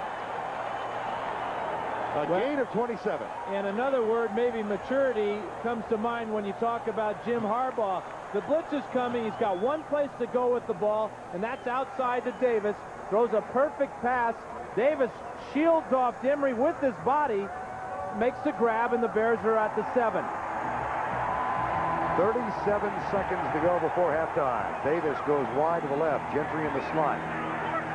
Ron Morris and Kozlowski to the right side. Blitz coming again. They hand it off. And Brian Jordan leads the defensive charge at the 10-yard line. Well, you just knew the Bears were going to run the first play of this sequence, and that Anderson was going to get it. Jordan obviously was in tune with that type of thinking, came on the blitz and stuffed that run for no gain. Bears use a timeout. Let's look at it again. Jordan's number 40, and he's going to come right at the quarterback here with an eye on the running back. Good job of stepping up inside, and he grabs Anderson just as Anderson grabbed the ball from Harbaugh, and Harbaugh, he thought it was going nowhere. The only thing he could do was call for a timeout. Jordan might have got a hand on the mask here. Yeah, he sure did, but that's not going to be called up inside there. The problem is that the official will make that call. Anderson has his back to him. Fine play by Brian Jordan. Fascinating to watch Harbaugh, who, as Jordan was making contact, Harbaugh was calling timeout. He knew that was going nowhere. You got to wait till the referee calls him down, though, before you can call timeout. 33 seconds to go before halftime. Second and goal. No blitz this time. And the pass incomplete, intended for Anderson. It'll be third down. Well, Glanville's doing a great job of mixing his coverages. The previous play, as we talked about, brought the blitz with the safety Jordan. That time, he only rushed 3 men, dropped 8 men in the secondary, and gave Harbaugh absolutely no place to throw the ball. Now you see the defensive change being made by Jerry Glanville again. John Rady comes back in. Third and goal from the 8, a 10-3 lead by the Chicago Bears. 30 seconds to go before halftime. Short drop, fade pattern. Wendell Davis. What a grab! Oh, dandy!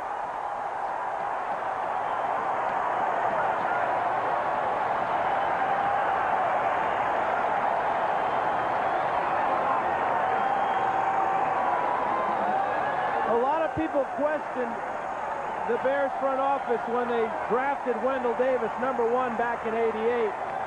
Maybe this is the reason why.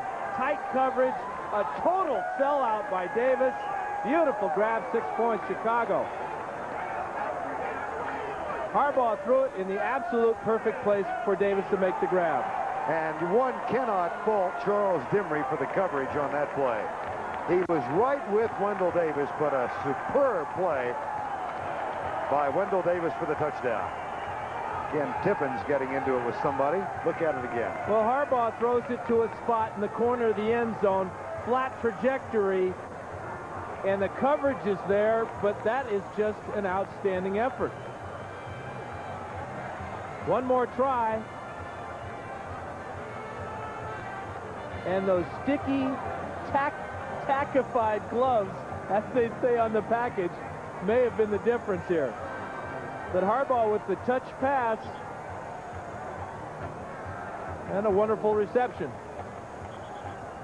For Wendell Davis, his first touchdown catch of the 1990 season. Had gone since week 2 to last week with no grabs because of injuries. He caught 3 last week, had a fumble in the second half, and now gets his first touchdown of the season. Ron Rivera comes over to congratulate him. That was really big for the Bears to get that touchdown. It appeared that the Falcons were going to hold them off and force them to just kick a field goal there. But an outstanding individual effort by Wendell Davis gave the Bears the touchdown.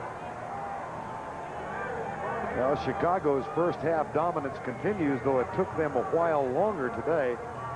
This season, they've outscored opponents now by 150 to 49 in the first half. But they've given up some points in the second halves of ball games, particularly in the last month. There's the short kick, tossed back to Deion Sanders. And he's out to the 38-yard line and knocked down. 21 seconds to go before halftime. And there's some conversations going on with Sanders and Mickey Pruitt and Glenn Kozlowski. Well, you know, and Butler's made a few tackles here today, so the Falcons are going to take out after him. But he holds his own there pretty well. Nice takedown there. That was... It's a pretty weak effort on the block of the kicker there. Oh, no kidding. Butler thought he was Jesse Ventura for a minute. First down and 10. 17-3. Another shovel pass to Broussard. That's an incomplete pass. And the refrigerator came over and just about stepped on Broussard. You know, and Ditka talked to us yesterday about players experiencing Chicago. I think it affects the quarterback more than any other position, because not only do you have the wind, which is the worst thing that a quarterback can face, but you have this feeling of these fans, and their hatred is directed directly at number 12 here, and it appears to be taking its toll against Chris Miller. Very modest numbers for Chris Miller in the first half. He completed only 4 passes, had 1 interception. That pass is caught by Sean Collins at the 46. And Atlanta will use its final timeout after the 17-yard gain with 10 seconds to go. How many times did you play here, Dan? Well, just one terrible time. One terrible time. Yeah, some kicker hit a field goal in overtime to beat us. But I remember in that game is that the Bears went to a 5-man defensive line against us, and that was really the advent of the Bear defense. They brought in Alan Page and put him right over the center and caused us all kinds of problems, especially the quarterback, who did not have a real good day. But getting back to Miller and what faces him now is, remember, Davis will be kicking with the wind if they do get him within range. Now, they probably need to give him another 15 yards or so to give him a good shot at about a 47 to 50-yard field goal try. And just a correction, Atlanta did have 1 timeout left. They did not use their final timeout, so they could try one more play. They've got 10 seconds.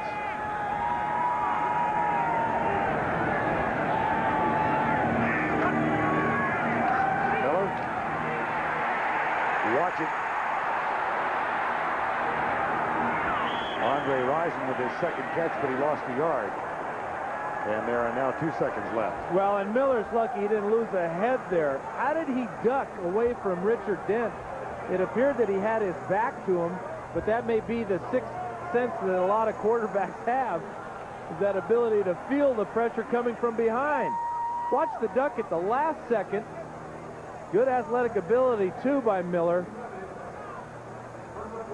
How did he get away?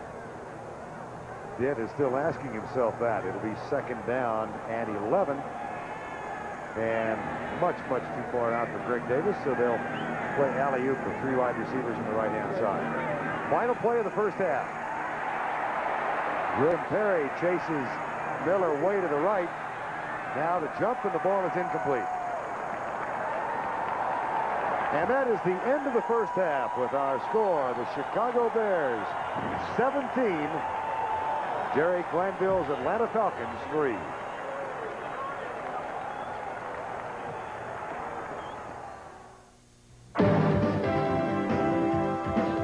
CBS sports coverage of the National Football League is sponsored by Cadillac. Discover why the only way to travel is Cadillac style. The U.S. Navy, you and the Navy, full speed ahead. And by Cord. Particularly noticeable, 1.9 yards. Time of possession against Chicago with an edge. And the Bears have, we showed this statistic earlier, average on first down, and at that point it was 3 point something for the Bears. But this tells me that their offensive line is starting to take control, and you're getting efforts by like Stinson's and by Wendell Davis, and they're capitalizing on it. I have a feeling that Stinson and Ron Morris are still chatting about the pregame hype and the conversations that took place between that man, Deion Sanders, and Andre Rison. Rison, by the way, with 2 catches in the first half, so a rather quiet factor, and Mike Ditka showing the effects of the bad hips that have bothered him for years. And you wonder about the conversation that this man, Jerry Glanville, might have had with his ball club at halftime. You know, the Bears offensively in the last 4 games have outscored their opponent by 80 points.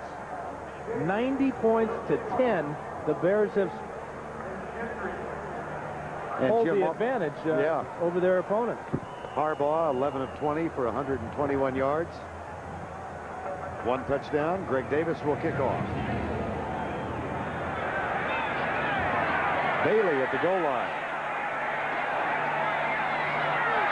Got some room. Out to the 30-yard line. A 30-yard return, the tackle made by Ken Tippins. And a fight breaks out at the 50-yard line. James Rouse, number 30 for Chicago, and Robert Wiles, number 54, I think, were the combatants.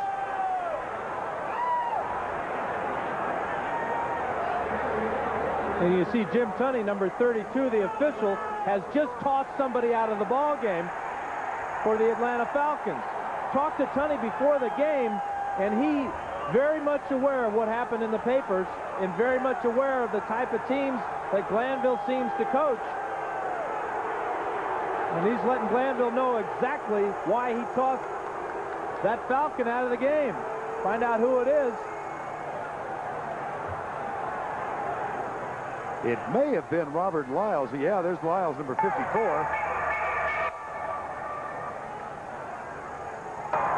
Unsportsmanlike conduct.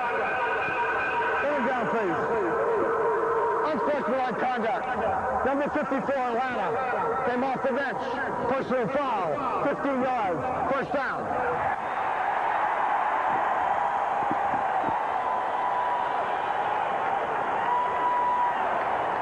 Tunney said he came off the bench.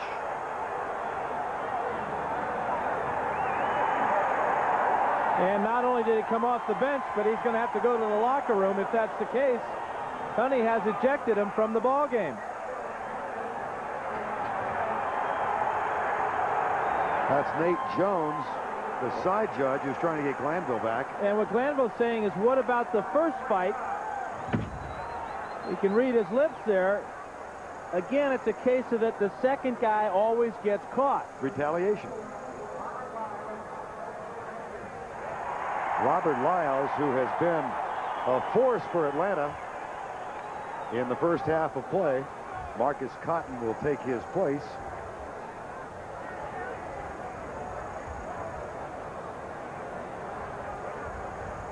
There's Robert Wiles. Now, if Wiles did come off the bench, he is subject to a large fine. Very unusual, but he obviously saw something that Rouse did. We'll take a look at it. Here's the end of it. The flag is tossed there, but Wiles took exception to something Rouse did on that kickoff return. Well, they then got them separated, and Robert Wiles ejected from the game. First down and 10. Brad Muster starts in motion. Neil Anderson gets the toss. Brian Jordan forces him to the outside. A good defensive play by the strong safety of the Falcons, Brian Jordan. You know, with Robert Wiles out of the game now, this will affect Glanville's defensive game plan, because Wiles was such an important part of going to the 4-man line and the 3 linebackers. Now, Glanville has to do without probably his best defensive player. continues to stew on the bench. He has not headed for the locker room yet. Well, and you wonder when the officials will notice that and get him off the field and into the locker room, because that is the rule. Once you're tossed, you got to take a shower. 2nd down and 12. Thornton starts in motion and heads back. Play action. Harbaugh has some pressure, throws it deep, incomplete. Brad Muster, the intended receiver. And again, good pressure supplied by the Atlanta Falcons. Harbaugh, after the play fake to Anderson, he notices Muster on the out and up move, and he has to throw it too soon, or this would have been a big play for Chicago. If he could have waited just a little bit longer, he could have delivered a good pass for Muster, but the pressure forced the early throw. Brings up a 3rd and 12, 17-3. Bears trying to go 8-1, came in with a 3.5 game edge over Tampa Bay in the division. Chris Hinton, one of the most likable men in the National Football League. And another hometown guy. Right. Had his brother here watching the game today. Here's Harbaugh being chased out to the left. Pulls up, lets it go deep. Jordan's down there. And so is the receiver, Wendell Davis.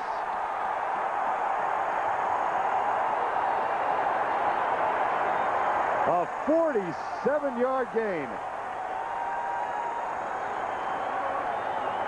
At the beginning of this play, watch Harbaugh take it in the back from Marcus Cotton, number 51. That could have been called roughing the passer, but this is just an outstanding catch by Wendell Davis. Tight coverage by Jordan. Jordan looks for the ball too late. A little shove there by Davis.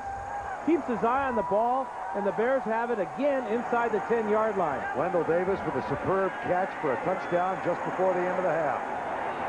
1st and goal, Chicago. Harbaugh, short drop into the flat. Muster with a catch, and he's out of bounds down near the 2. I go back, Dan, to the point you were making about the criticism that the Bears received for drafting this man, number 1, Brad Muster, along with Wendell Davis, and yet you look at what Bill Tobin has done with his number 1 draft choices. They have really built a solid team. And let's not forget the guy in the middle, Jim Harbaugh. How much criticism did Tobin and the Bears make or get when they made that draft pick? But these guys are starting to show the type of character that they have that attracted Tobin and Ditka to them in the first place. 2nd and goal from the 3. Up the middle. Muster to the 1.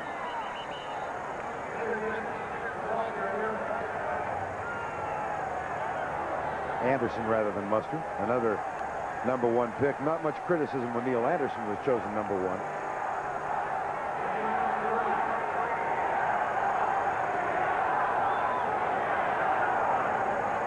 Third and goal from the 1. And Glanville needs a turnover of some type here. Perhaps maybe if they could just force the Bears to settle for a field goal. But if the Bears get a touchdown here, the Falcons are down by 21. Time has been called now by Chicago. There's some confusion getting the play in, so Jim Harbaugh comes over to join the confrontation or conversation with Mike Tomczak and Johnny Rowland. Well, doubleheader for you, and coming up next, the Giants against the Rams. Marcus Dupree scheduled to make his first appearance for Los Angeles in that game, and what a moment that'll be for the Dupree family. Yeah, and he talks about it being a dream come true. Well, dreams come true sometimes because you make them come true. He's fought his way back and gotten himself in tremendous shape, dropped all that weight, and I, for one, am very anxious to see how he does. Chicago's doing quite well, thank you. A 17-3 edge, and they are about to go in again with a 3rd and goal at the 1-yard line. Robert Wiles is still on the sideline despite his ejection. Neil Anderson has scored 10 touchdowns on the ground this year. Any doubt he might get it here? Or perhaps a play fake. Oh, well, he misspoke. They gave it to Brad Muster.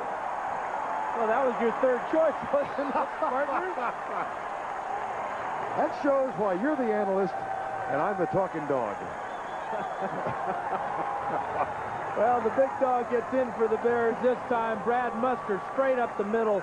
What you don't see is outstanding blocking by those three guys right in the center. Here they are, Borch, Hilgen, and Thayer. Huge hole there. Rady is too late to fill it, and the Bears have another touchdown. Botno's snap a little high. Tomczak a good job of getting it down. And Butler's extra point is good, and Brian Jordan is going to get a caution from Jim Tunney. 24-3, Bears rolling now with a 21-point lead. You know, this celebrity business isn't all it's cracked up to be. Sure, I get to travel all over the country, but I'd rather just hang out and have a Miller Lite with the guys. Having another round of lights? Me and the boys don't want some watered-down version of a regular beer. Hey, thanks. We want the less filling beer that really tastes great. Right, guys? Hey, anybody for a game of pool? All right, well, let's go. Get the picture? When it's Miller Lite, less filling tastes great. Your break? A little room, boys. Did you ever think you'd see the day when a car could actually call you if it's being stolen? With Toronado's Visual Information Center and mobile phone, next time it's 11 o'clock, you know where your car is. This is the new generation of oats. It started with close and comfortable. Now the new Norelco Razor brings you even closer with the same legendary comfort. To reach this new level of shaving perfection, our patented lift and cut system has been improved to lift each hair and cut it even closer without the blades touching your skin. So you get an even closer shave with the same incredible comfort. The new Norelco. It's more than a great shave. It's a whole new level of closeness and comfort. Developing a fuel-efficient four-cylinder engine is easy. Giving it the power of many V8s is hard. Oldsmobile offers you the revolutionary Quad 4, the best of both worlds. This is a new generation of oats. Sometimes you feel like a cop. Sometimes you don't. Everybody here eat dirt and die. Kick them off the force and they just carry broken badges. Premiering Saturday, November 24th. Kevin Butler getting ready to kick off. 12:16 to go, third quarter, as the Bears take the opening drive of the second half. Deion Sanders trying to do something for Atlanta. They need a spark now. Played on even terms the first quarter of play, but 2 second quarter touchdowns. And Sanders again having trouble holding on to the ball. But when he does get his hands on it, he's out to the 32-yard line. Let's go back and bring you up to date on how we got to where we are. Atlanta opened the scoring with a 36-yard Greg Davis field goal. Kevin Butler tied that up from 21 yards out. And then in quarter number 2, Neil Anderson's 8-yard run made it 10-3, and then just before halftime, Wendell Davis with a superb catch made it 17-3. And moments ago, after the opening kickoff, Brad Mustard gets his third touchdown on the ground for the season to make it a 24-3 game, and Jerry Glanville still working on the sidelines, trying to find something to go right. We're back. Left side, Andre Rison's third catch, and he's down at the 42. And you look back at the first quarter when Atlanta had that excellent field position. 3 times they had the ball almost down to the 30 or better, and they only came away with 3 points. So a problem that plagued them last week against Pittsburgh, not taking advantage of good field position and getting touchdowns, that problem is still there for Jerry Glanville. At the 41, after Rison's third catch of the game. Second down and 1.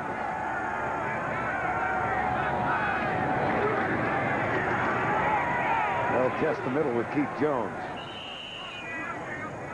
Well, let's go back to our New York studios and find out what's going on elsewhere. Here's Greg Gumbel. Well, Vern, in New Orleans, the Saints have the ground game going. Reuben Mays from 4 yards out with the point after. The Saints are on top of Tampa Bay 21-7, third quarter. Back to Chicago, Vern and Dan. All right, Greg, you and Terry look particularly dapper today, though I know where Terry buys his clothes, and I got to talk to him about what he spilled on that tie. First down and 10. At the 45. Miller across the middle. Keith Jones makes the catch. And the Falcons cross midfield to the 47-yard line. Well, you're noticing the Bears now are playing a little bit softer in the secondary, playing more zone. What they're going to do now is force Miller to take the short passes, move the ball down the field slowly, and perhaps cause a turnover or force the Falcons to go for it when they're down there in that red area, because they need touchdowns and they need them in a hurry. The Bears aren't going to allow those quick scores. Second down and 3. He'll hand it off to Jones again. He's short of the first down. He does get to the 45-yard line. Jim Morrissey with a tackle, number 51. Morrissey, who was holding off Ron Cox, the second-year man. Jim Morrissey, perhaps Jim Harbaugh's best friend on the team. Interesting story in the paper this week about how Harbaugh, the bachelor, would go over to the Morrissey home and play with 1-year-old Michael Morrissey. They had become best friends. Well, Harbaugh found somebody he could beat at Nintendo. That's right. He doesn't play his dad. He plays the 1-year-old. 3rd and 1.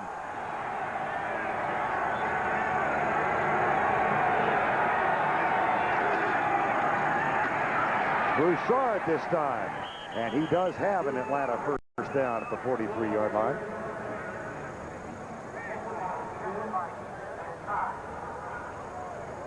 Yeah, you watch the Falcons, and you know, they're improving, and they've improved so much over last year. Their attitude and the type of ball that they're starting to play, very aggressive and everything. They're not that far away from being a contender. And it's got to be frustrating for Glanville because he can see the improvement, but they're just not gelling quite as well as he would like. Well, and they are playing one of the best teams in the league. Pass into the flat, caught by Keith Jones, and a 2-yard gain. You know, with all the anticipation for the giant 49ers showdown on December 3rd, the Bears, one loss this season. That was to the Raiders in week 4. They won their first 3, lost on the West Coast, and then have quietly put together a 4-game win streak. And Mike Ditka has really turned things around from a year ago. And one of the quirks of the schedule will have the Bears only playing on artificial turf twice this year, against Minnesota and against Detroit. So they have a lot of things going in their favor. Second down, 24-3, Chicago on top. Miller will throw. Has Rison across the middle on a crossing pattern in front of Sean Gale. And Rison tackled by Mark Carrier, but that's a first down at the 25. We talked about the Bears secondary playing looser and playing zones. Watch how they all drop deep here. Carrier's in the middle, and number 80 is Rison. They all put their hands up in the air, don't they, waving at the quarterback. Well, the quarterback finds number 80, and the Falcons have a first down inside the 30. Broussard has rejoined the Atlanta lineup. Miller straight drop back, flips it out for Broussard. Perfect pass, and Broussard is out of bounds, chased there by Vespi Jackson with another Atlanta first down.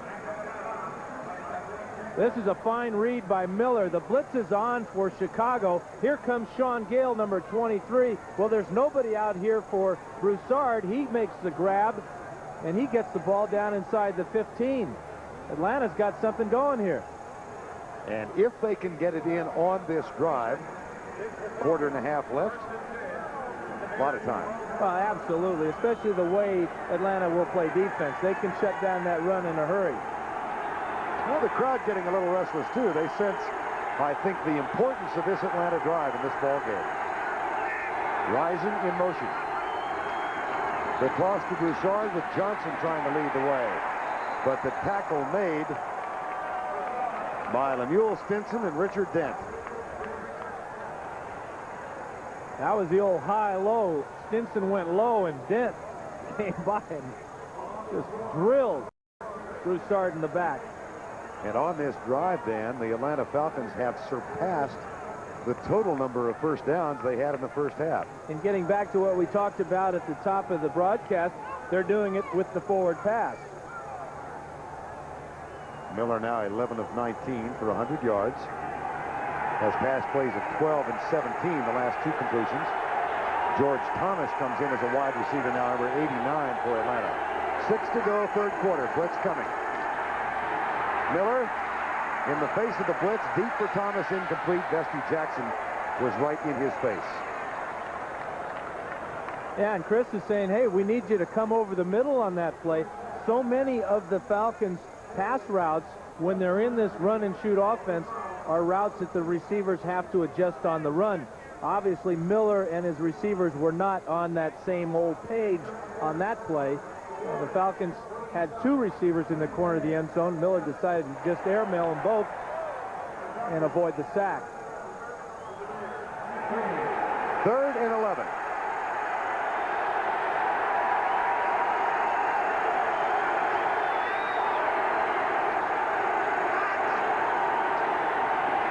Chicago blitzing. The pass is caught down at the 1-yard line. It'll be 1st and goal as Michael Haynes made the grab at the 1 in front of Lemuel Stinson. And look at his right hand there. He's playing with a couple of fractures. Take a look at the secondary. At the right of the screen is Haynes working against Lemuel Stinson right there at the 1-yard line. Fine throw by Miller, nice and low. But there's that cast on Haynes' hand, playing with a couple of fractures on that hand. That's a heck of an effort. 1st and goal from the 1. Johnson, touchdown Atlanta. And the first for Tracy Johnson. There is also a flag down.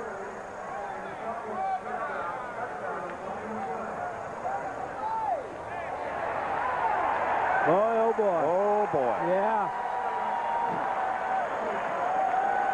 I would not want to be the guy that held on this play and have to explain himself to the head coach. Holding on a running play on 1st and goal from the 1. Let's find out who it is. Holding, offense, number 87. It's still 1st down. 8-7. Gary Wilkins is number 87. He's on the left side of the screen here.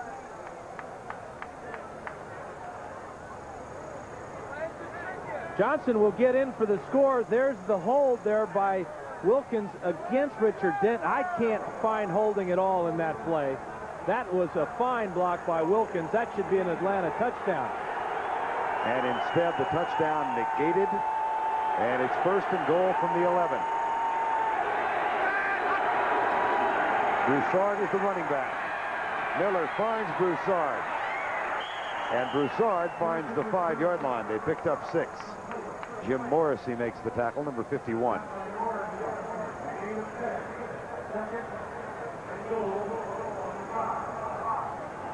Now the adjustment made by the Falcon offense. They send 4 men in, new men.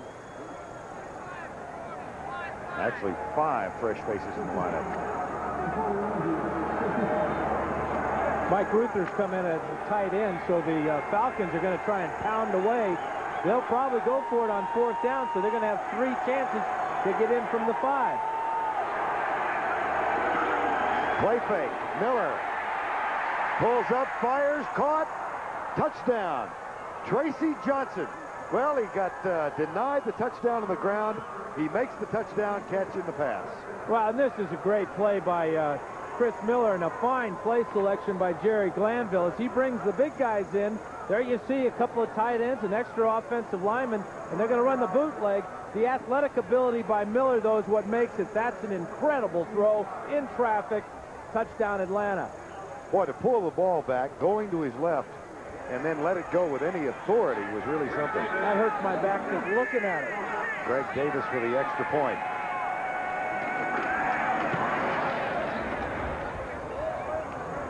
By far the most impressive Atlanta offensive showing of the afternoon, and they cut the margin to 14 at 24-10.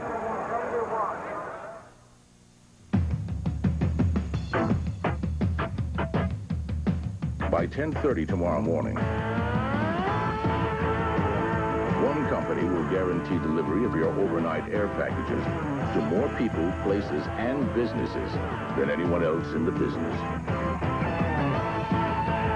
UPS introduces 10:30 a.m. guaranteed overnight air delivery. 62,000 trucks. No waiting. A Ranger never takes the easy way out. You're reaching deep inside you for things you've never known. Go! That's why getting into the Rangers is tough and the training is tough. All the So it makes me feel like I'm part of something really special. And I'm not the only one.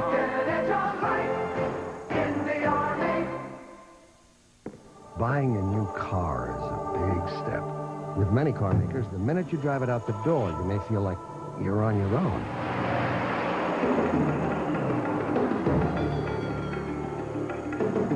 But at Oldsmobile, you're covered by the Oldsmobile Edge, the most comprehensive owner satisfaction program in the industry. It's standard on every new Oldsmobile. We're with you every step of the way. A doubleheader. First, the resurgent Longhorns battle TCU.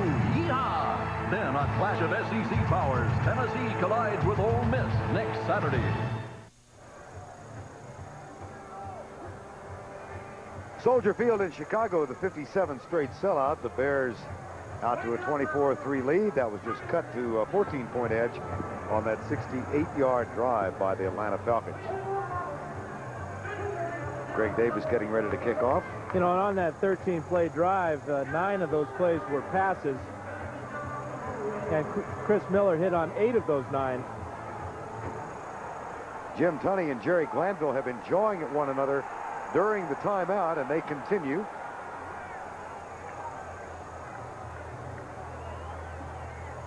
And Robert Lyle's still on the bench with a jacket on. Well, and now he's on his way off. The officials finally found him. He's got a jacket on. He was hiding that number 54, but he's on his way to the showers now.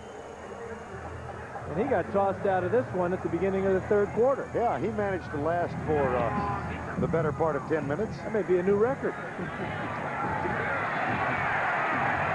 Johnny Bailey out to the 22-yard line. 24-10 with 4:09 to go in the third quarter. That was an 18-yard return by Johnny Bailey, the rookie running back out of Texas A&I. Jim Harbaugh, 13 of 23 so far in the ballgame. 24-10. Time has been called. We'll be back with a continuation of the third quarter right after this. This is how the roomy new Cutlass Supreme SL looks after traveling 300 highway miles on just 10 gallons of gas. And this is how Honda Accord looks after the same challenge. Well, if it hadn't run out of gas 20 miles back, you'd see that it's smaller and it's blue. And next trip, Dad, it's yours. Who says you can't get great gas mileage in a roomy, comfortable car? Cutlass Supreme is one car that does it all and does it right. This is the new generation of old. Neither snow, nor rain, nor heat, nor gloom of night stays these couriers from the swift completion of their appointed rounds. By using a complete address, you can help us deliver even better on a promise we made a long time ago. We deliver for you. Oh, 5 more minutes. What's our anniversary? Let's call in sick. Can't. Oh, 10 years deserves something. True. Haven't I made you coffee for 10 years? Haven't I had to drink it? Now, come on. Why? Show your friends this. Happy anniversary. Oh, it's beautiful. The Diamond Anniversary Band. This year, tell her you'd marry her all over again. Okay, I'll show him. Tomorrow. It's the honeymoon of a lifetime. Audrey Meadows and Art Carney present 2 episodes not seen for 38 years. All right. The Honeymooners Anniversary Special, Monday at 10. You know, back about a month ago, we saw a baseball player get tossed out of a game for arguing with a referee. No, an umpire, right? Right. Whoops. Here you got Glanville. He's going at it with our ref, Jim Tunney. They kept it up for a while. And Tunney just maintained his perfect posture. First down at 10, Harbaugh. Handoff. Ball is slipped out to the 25-yard line. Neil Anderson, the ball carrier. Important now for the Atlanta defense to maintain this momentum that their offense has given them. Shut the Bears down with just 3 plays, force the punt, and get the ball back for Chris Miller, because Miller will be going with the wind. In that fourth quarter, the Atlanta offense will be facing that stiff breeze.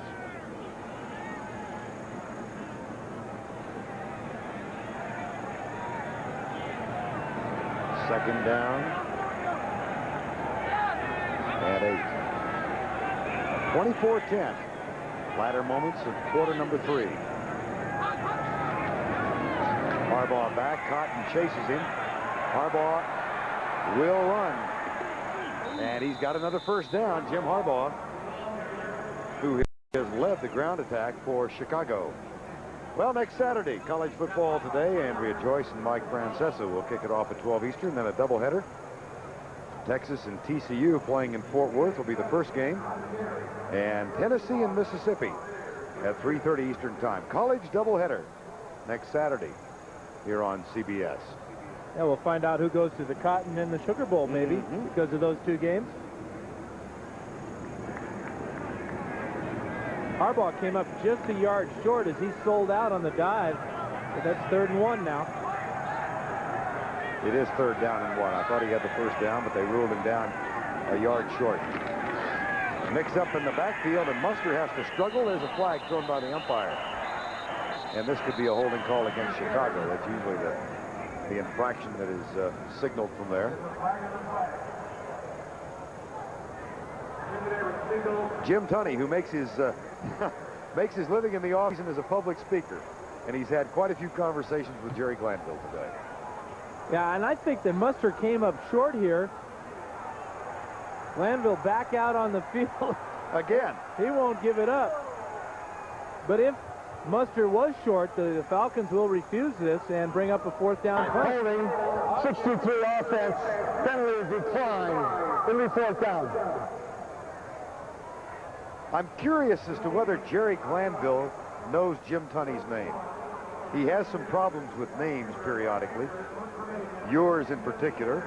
He keeps referring to my partner as Dan Faust, as if you've made a deal with the devil. Yeah, right. Well, I probably have, but I know I haven't made any deals with Jerry Glanville. See, he's got a sense of humor. Got to have. 4th and 1. And Maury Buford on to punt, his 4th of the day. Deion Sanders waits at the 34, desperately wanting to do something against the Bears this afternoon.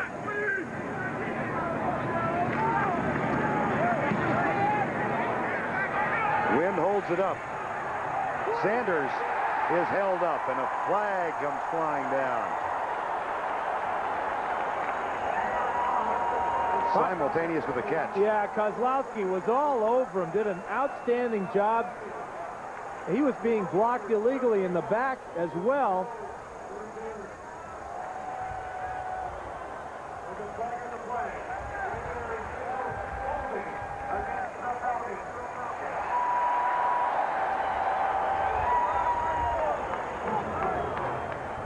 So they will mark it off against the Atlanta Falcons. Kozlowski got in the papers this week as well. Holding. Variation, just prior to it, 25. Penalty is accepted, 10 yards. It'll be 1st down. Time is out. Scott Case was the guilty party. Dan Hampton looks on as Steve McMichael has momentarily occupied his spot.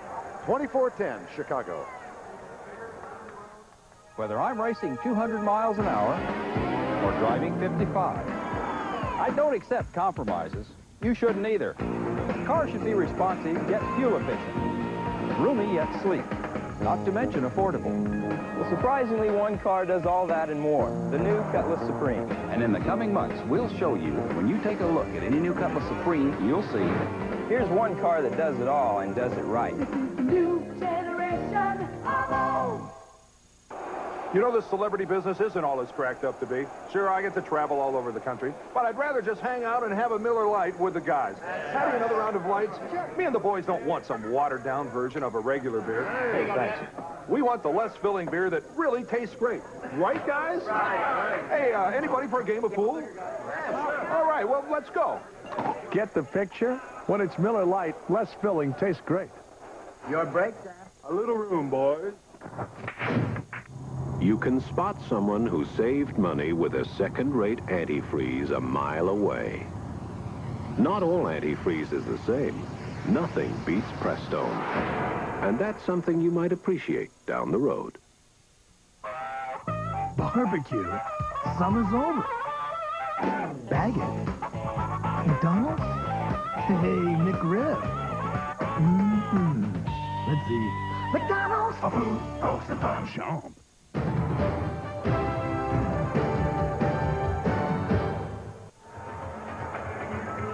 Last time the Falcons had the ball, they went 68 yards on effective passing by Chris Miller for a touchdown. He was 8 of 9 in that drive, Dan. And part of that is the way the Bears try to defense him by playing a lot more zone.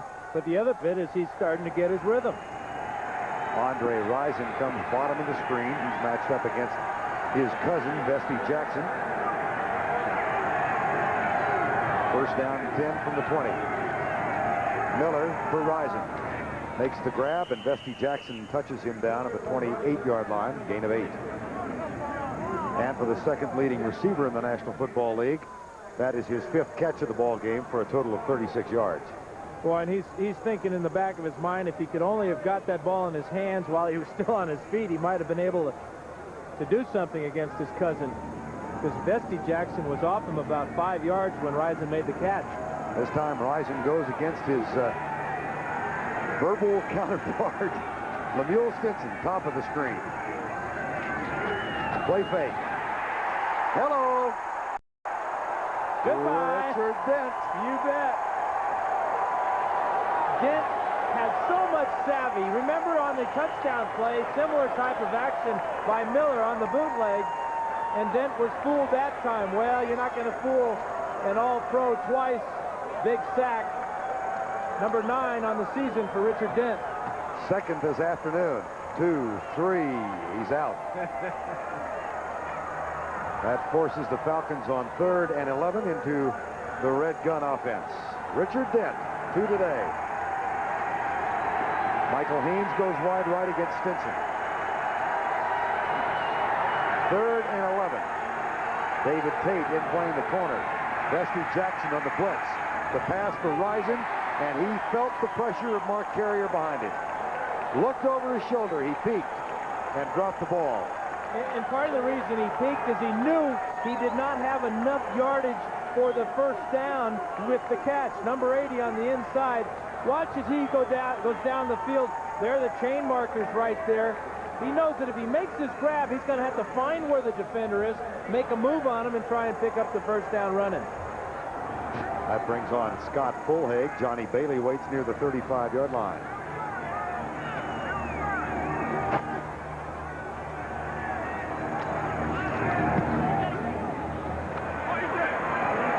Relatively short and out of bounds just across the 50. 48-yard line of the Chicago Bears. And they get it back with 39 seconds remaining in the 3rd quarter following a 33-yard punt. And Jim Harbaugh getting ready to come back in. This has become his team in 1990, 7-1. Remember talking with Ray Perkins, the Atlanta coach, last week, and you asked him if he was surprised when the Bears drafted this man number 1.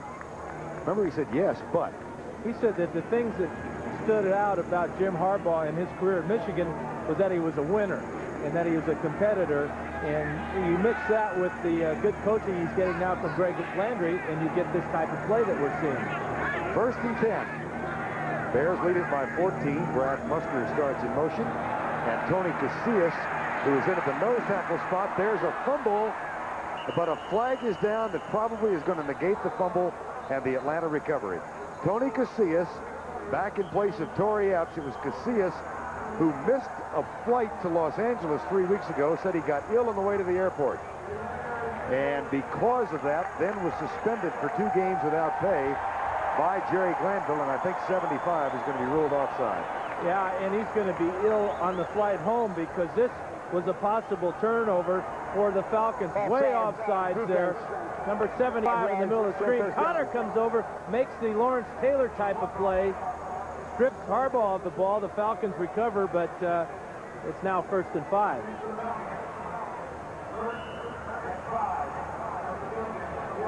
That's the frustrating part about it. Casillas trying to make a big play in his first game back after that suspension. He's got to be feeling a little bit frustrated right now. That's the end of the third quarter with our score. The Chicago Bears 24, the Atlanta Falcons 10.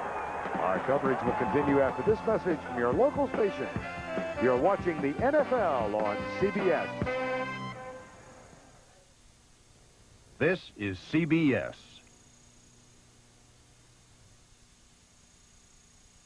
The future belongs to he who knows how to wait.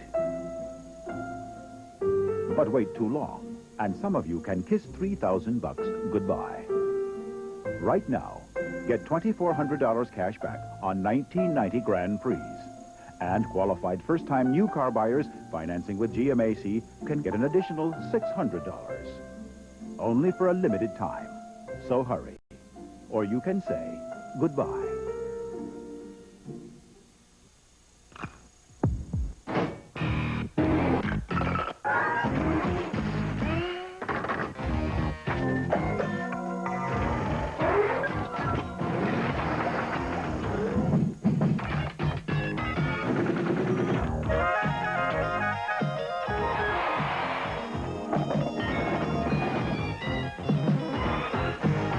Commonwealth Edison.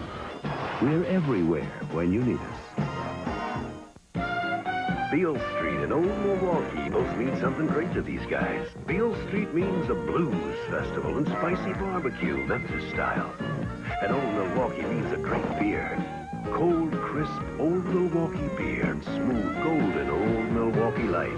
There's nothing like the flavor of a special place. An Old Milwaukee beer. Old Milwaukee and Old Milwaukee Light.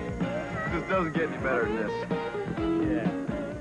Yeah. Johnny Morris live in the Bears locker room today after the game. We began the final quarter from Soldier Field in Chicago with the Bears up 24-10. Vern Lundquist along with Dan Fouts. 3-3 ball game at the end of one quarter. 2 touchdowns in the second stanza by the Bears gave them a 17-3 lead at the half. They opened the second half by driving down for another touchdown. Brad Mustard got that. Then the Falcons came back and made it 24-10. That's where we stand right now. 1st down and 5 after a fumble recovery negated by the offside on Tony Casillas. 1st and 5, Chicago. Harbaugh, deep down the middle. Nobody there. Analyze that one for me, Mr. Fouts. Well, he had too much club. You know, when you hit that 5-iron like you vert from 100 yards out, this is what happens. Well, he really gets creamed here at the end of this. Tippins comes in there with the horse collar. I got tickled with Harbaugh a couple of weeks ago. We were talking about his golf game. Dan said, "What's your handicap?" He said, 10. I said, "Well, it says 8 on the card, but it's really a 10. So the man does have a traveling handicap. 2nd down and 5. Ron Morris starts in motion. Blitz. Whoa, boy. And Harbaugh did a good job to hang on to the football. First sack today by the Falcons. That's Jesse Tuggle came on the blind side from Harbaugh. And Harbaugh did a nice job of not only keeping the ball, but keeping himself in one piece here. Boy, that's a drill shot right in the chest from Jesse Tuggle's helmet. This is why they call Jesse Tuggle the Hammer. He comes with a lot of speed and buries that black helmet right on Harbaugh's 4.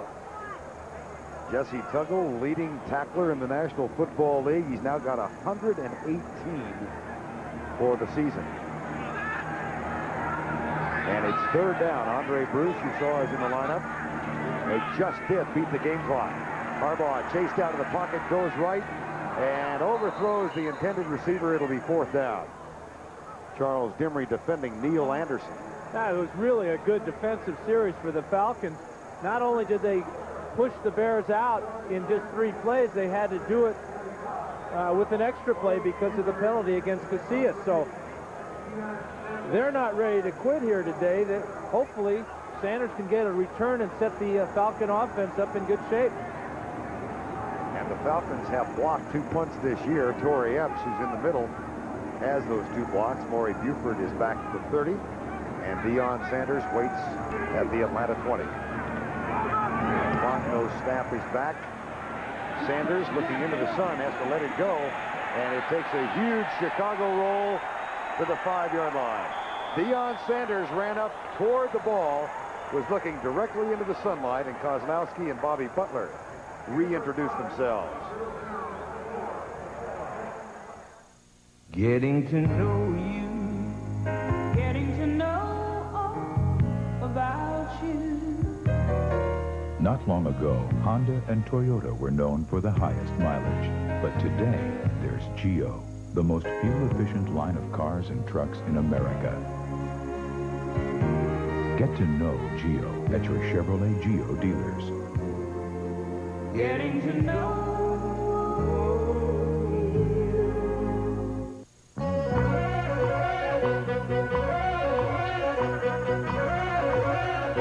Getting around anywhere these days isn't easy.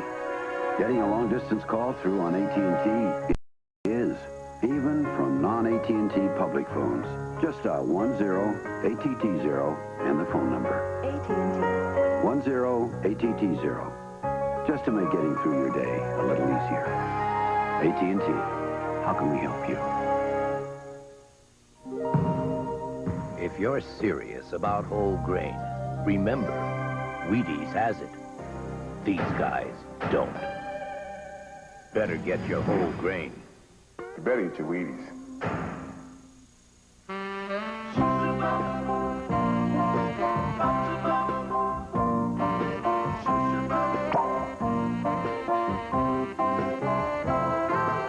Tots, the premium choice.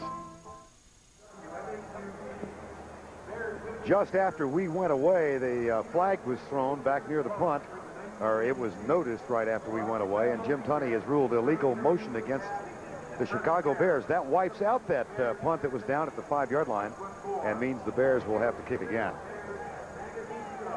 So a big break for the Falcons. Maury Buford has to repeat the act. After the 5-yard penalty, it's 4th down at the 40-yard line, and Sanders hoping for one more chance to return the punt. He is going to be bothered a little bit by that sun that's peeking over the southwestern edge of Soldier Field. Fake. Oh, no. Buford finally punts it. And he punts it away from Deion Sanders, who picks it up. Another flag is down, and so is Sanders. Well, Buford's little hitch before he kicked it is going to cost the Bears another 5 yards. Too many men downfield there for Chicago, and they're coming apart now on their punting team. I don't know why Maury didn't just kick this as soon as he got it. Maybe he was thinking about running because there was absolutely no pressure on him at all. Here's his little hitch here. And he's got about 12 guys downfield finally by the time he kicks it. And he realized right away. Absolutely.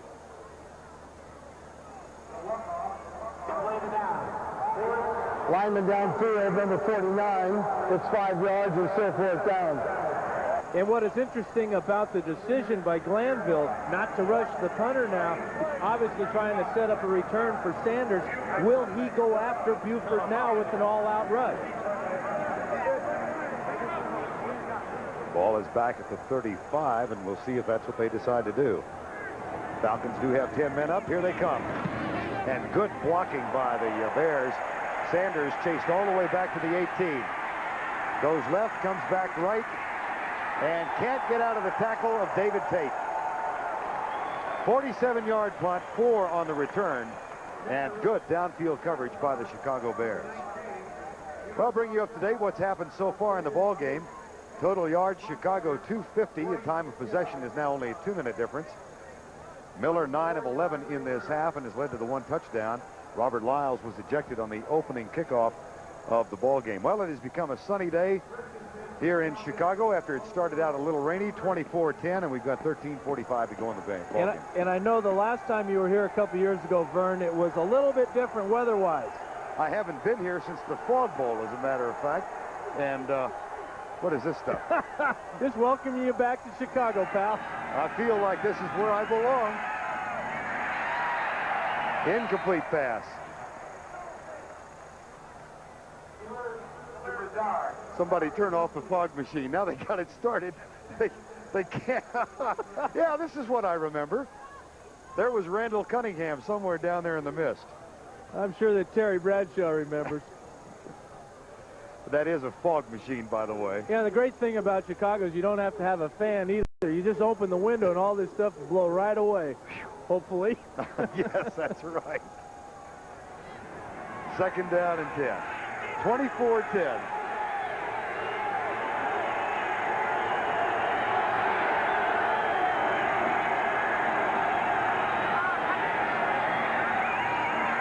Here comes Hampton on the stunt. Broussard gets a block from Jamie Dukes, or a bit of one.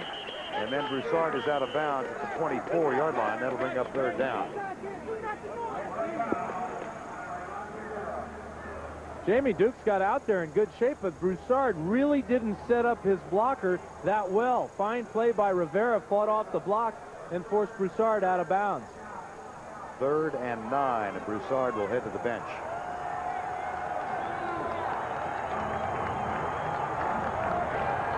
Atlanta in the second half, 79 yards to 56 for Chicago. That's really the way the Bears have played during the last month. They've gotten the big lead at halftime and then hunkered down, or ganked, as Lemuel Stinson would say. Gank, as in to take control of. We had to have him explain what that word meant. Miller behind his intended receiver, Thomas, George Thomas. And it will be 4th down. David Tate with the coverage, number 49.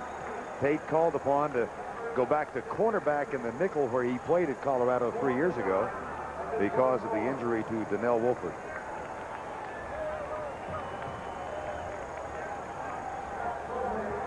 And Scott Fulhag on to punt. Johnny Bailey waits at the 40. 4th punt of the ball game for Fulhag.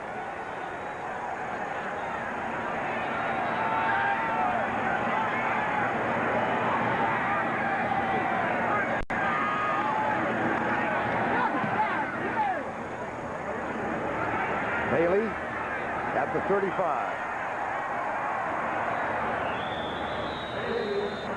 And he gets only back to the 37. A 41-yard punt, 1 on the return. Tim Gordon gets the tackle. 24-10 with 12:46 remaining in the ball game.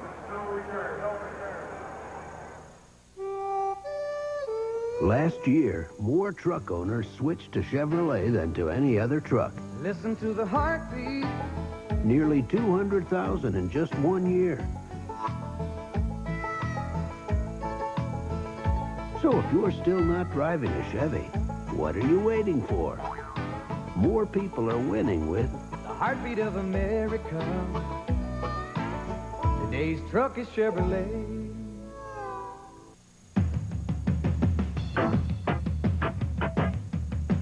By 10:30 tomorrow morning, one company will guarantee delivery of your overnight air packages to more people, places, and businesses than anyone else in the business. UPS introduces 10:30 a.m. guaranteed overnight air delivery. 62,000 trucks. You're waiting. You're the top. You're the Coliseum. You're the top. You're the Louvre Museum. You're the best in beer. That fact is clear. Each drop, you're number one. Second to none. You're the top. Heineken, America's #1 imported beer. Amstel Light, America's #1 imported light beer. You're a cut above the taste we love. Each drop, you're the best of both worlds. You're the top.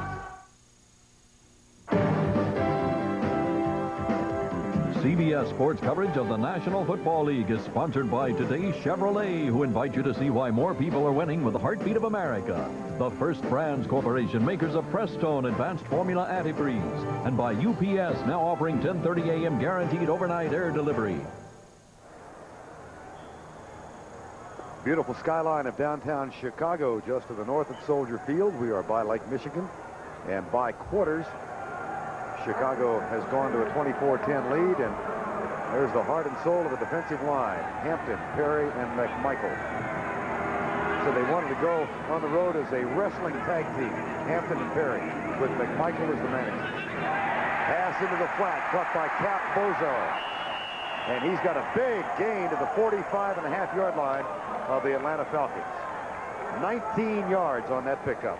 And what happens here is the Falcons have to make something happen, so they're trying to blitz Jordan on the outside. That leaves Bozo without anybody covering him. Case has to come from the other side of the field as a weak safety and push him out of bounds, but not until after a big gain of 19 yards. One of those curiosities about this team, Bozo's 10th catch of the season, and all 10 have come here. He's been totally blank on the road. First and 10 after the 19-yard gain. Backs are split.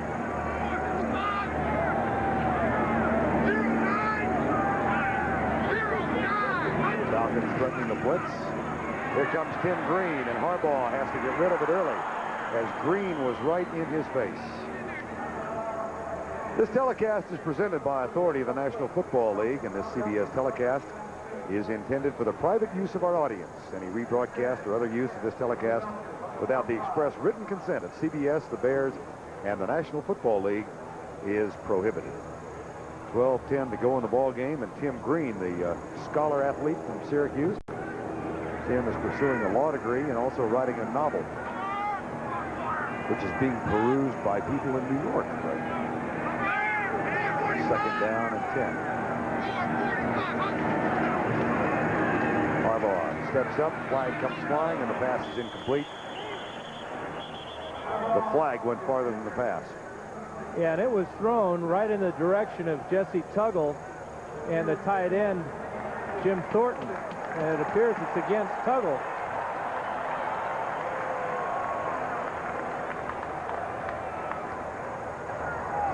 Holding, defense, number 5-8, first down. Nice call. Nice call. Well, once in a while you get lucky, but I'm always looking for that tight end. They used to call pass interference against Winslow so many times because he was so big and strong and he just ran over people. So I'm a little sensitive to that call. Tuggle gets caught. 5-yard penalty, first down at the 40. 12:06 to go in the ball game. Bears trying to go 8-1. Mustard can't find anything at left guard, tries to get outside and finds even less, except 6 white shirts. The Black Wave, dressed in white today, found him. Tuggle leading the way.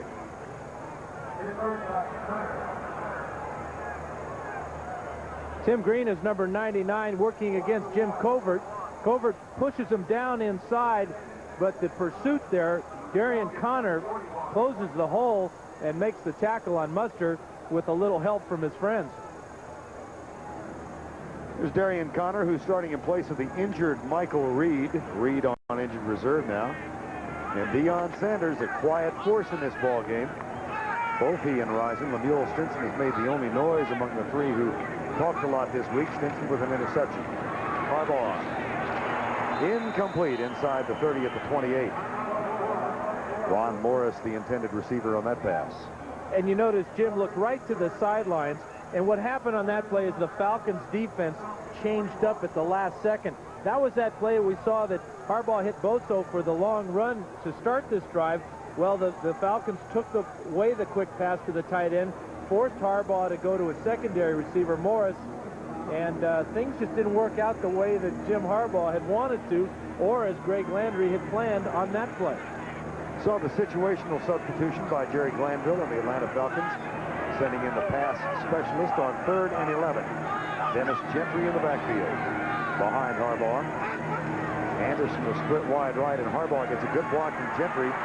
Comes left and is knocked out of bounds, short of the first down at the 35. Andre Bruce, number 93, was giving chase, and Harbaugh is still down. Well, Andre Bruce is a load, and he brings about 250 pounds with him on this play. This is an example of why Bruce was the first player picked in the 1988 draft. Watch Harbaugh on the rollout here, and Bruce comes after fighting off a block, and he's going to chase him down and put a hurt on him at the end of this run. And Mr. Hitman Scott Case is there as well. And he gets squished there on the sidelines. And Harbaugh's had problems the last 2 weeks with his shoulder and his sternum. And this is where this injury occurs here as Case's body comes down on that left shoulder. Harbaugh is up, and he was on his feet without assistance now. Harbaugh injured his neck and shoulder, I guess it was, with that quarterback sneak last week against Tampa Bay, and he is continuing to talk to the medical staff. Maury Buford is on the punt on 4th down. High snap. Buford has to let it go. He throws the ball incomplete. Or will they rule that a fumble? The pressure coming as this Atlanta team that had blocked 2 punts earlier this year was right there, and there is a flag down. Now, this could be offside Atlanta. Let's see. I think it's against the Bears. Is it the way they're reacting? Ball is not enough to make a first down. Illegal procedure on the offense. The penalty declined. Atlanta takes over the ball, 1st and down. 1st and down. Jim sounds a little winded. Good pressure on Buford here. High snap, but they were going to block this one if he doesn't pull it down. Connor was all over him here. Now the pressure by Gary Wilkins in Case. That was a fumble. Buford tried to throw a pass there.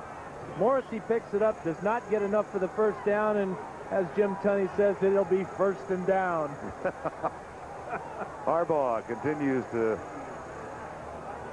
explain what happened, and Jim Harbaugh on the sidelines.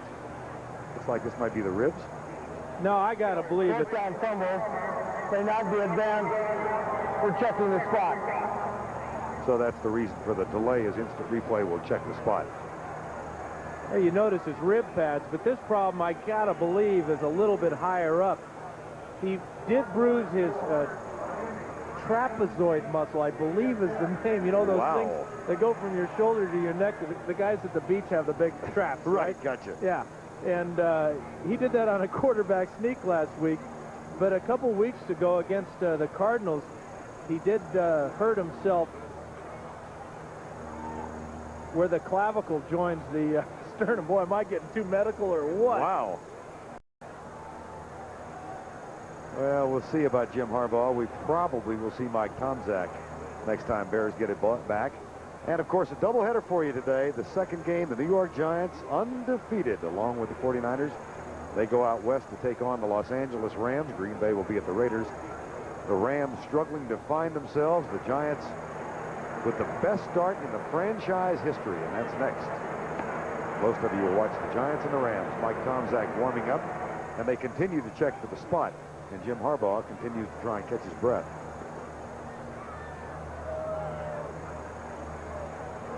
The delay now is because instant replay, Bill Fetty is the replay judge, is checking the tape to determine the spot of the recovery of the fumble.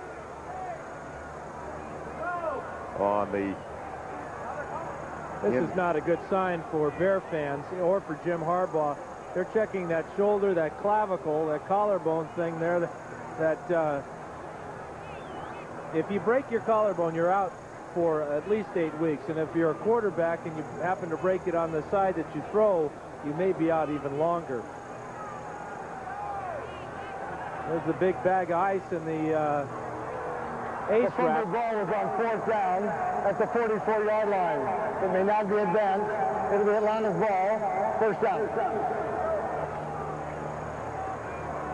Harbaugh in obvious pain. And it's an injury in the area of the throwing shoulder. Ouch.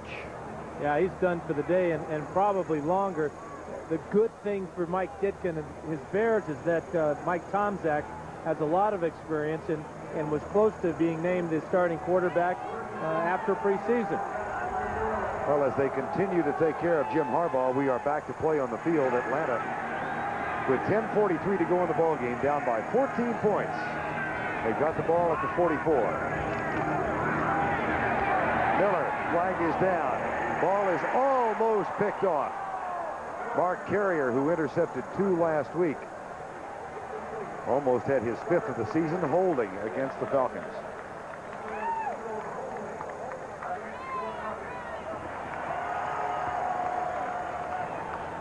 That'll cost them 10.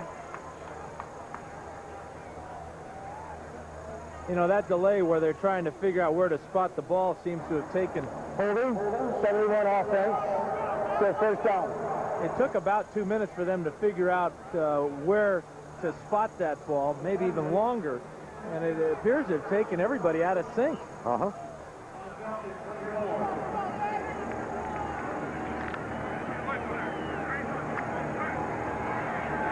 First and 20.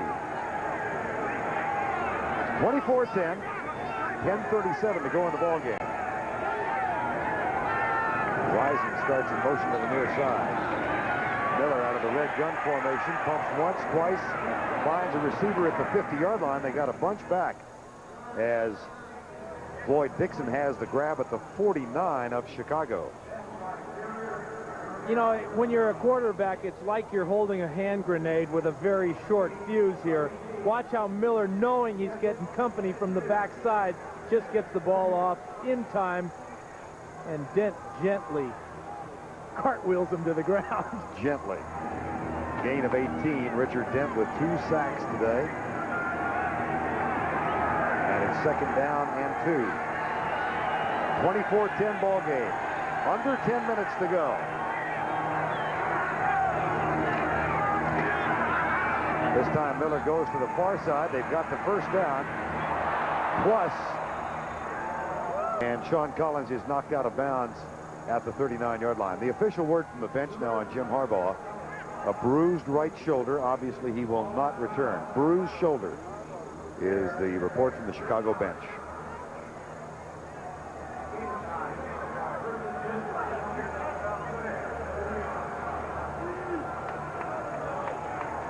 First down, Atlanta at the 39. Tracy Johnson back in as the running back for the Falcons. They need points in a hurry. They're down by 14 with 9:25 to go in the game.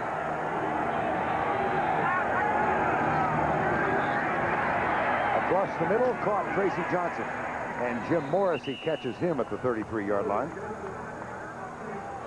So Johnson playing a big part for Atlanta today and a backup role for most of the season. You know, in Chicago, we saw the flags and how the wind is blowing the flags, but the wind also affects each and every blade of grass here. So Miller is going against his 25-mile-an-hour gusty wind, and it's an entire wind all the way down to the shoe tops. Jim Harbaugh will head for the dressing room. His team up by 14. Chris Miller on the field with a second down and 5 at the 33 of Chicago. 4-man rush. Harbaugh rolls out. Receiver drops the ball. Incomplete. Floyd Dixon could not hang on. You know, I wonder if this is more than a bruised shoulder. I know that that preliminary report is always tends to be on the conservative side. Obviously, Harbaugh going in for x-rays or further medical attention. Gets an appreciative hand from these fans here. But I got to believe it's a little bit more than just a bruise. 3rd and 4 on the field. Chris Miller and the Atlanta Falcons. 4 wide receiver set again. Chris Hinton comes to the right side, number 71.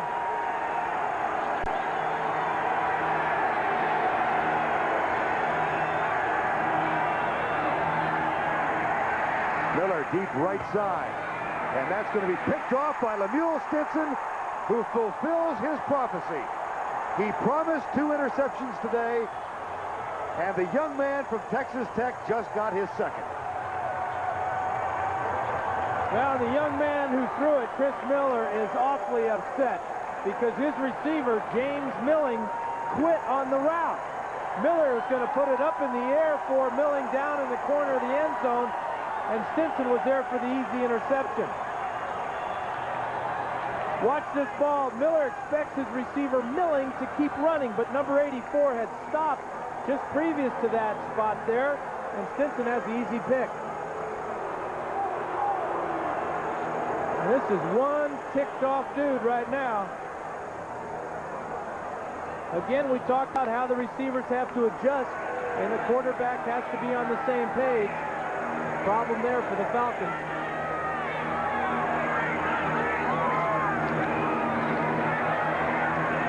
Handoff. Neil Anderson, he's out to the tee. Well, Lemuel Stinson started the jawboning. Talk is cheap. Andre Rison with 5 receptions for 36 yards. Stinson, 2 passes defensed and 2 interceptions. Lemuel Stinson. Andre Rison was really funny. I mean, he was angry about it, but he said some great things. He said, I'm going to send him to arena football before it's over. I was just wondering, I tell you, some arena football team is going to get a heck of a defensive back if that's the case. And Lemuel Stinson introduced us all to a new verb, ganked, G-A-N-K-E-D. He said it means to take control of, as if I'm going to gank Rison and Sanders. Well, he has ganked them and guffawed them today. And Daniel Webster just turned over in his grave. Lemuel Stinson with 2 picks. And Rison and Sanders, not much of a factor in the day. And Mike Tomczak, of course, in the quarterback now for the Chicago Bears. And he faces a real tough situation now. 3rd and 9 on his 5-yard line. Clock shows 7:07 to go in the ball game. Tomczak in the end zone, pumps once, goes deep right side. Has a man open, but the ball is picked off. Scott Case with perfect coverage gives Atlanta the turnaround interception. Scott Case with his 2nd interception of 1990. And you know, people are booing Mike Tomczak right now, but if he throws it incomplete and Maury Buford comes on to punt, the Falcons would have taken over in a similar situation or field position. So this is where you come over the sidelines and you tell the coach, hey, coach, that interception, that's just as good as a punt. 24-10 with 4 seconds shy of 7 minutes to go. Working to be the best they can be. Teammates, sponsored by the U.S. Army. The heart of the Vikings defense in the late 60s was their defensive line. Workmen like Gary Larson, great defensive ends Jim Marshall and Carl Eller to crash the pass pocket. And number 88, Alan Page, was the only defensive player ever to be named the league's most valuable player. Individually, all 4 had unique skills. Together as teammates, they were the Purple People Eaters and the best they can be. Most of my friends don't know what they're going to do after graduation, but I've already locked in guaranteed skill training in the Army. Qualify now and you can reserve even the Army's most sought-after technical training up to 12 months in advance through the Army's delayed entry program. Sure, being a soldier won't be easy, but then nothing worth having ever is.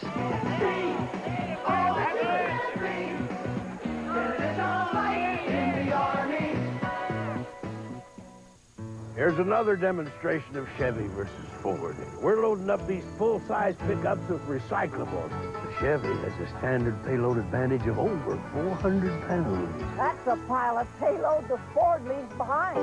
No wonder so many truck owners recycle their trucks for Chevys. More people are winning with the heartbeat of America. Now it's easy to win with the heartbeat.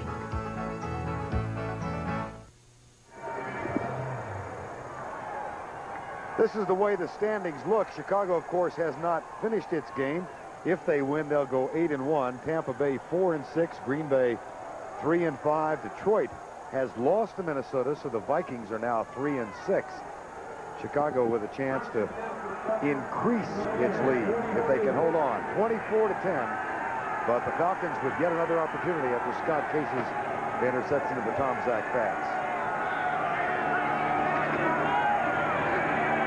Miller back, left side.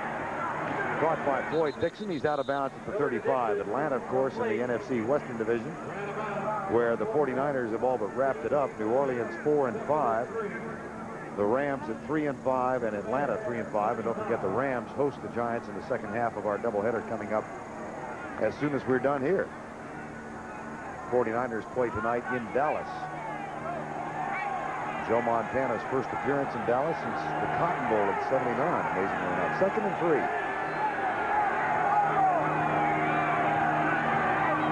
Audible.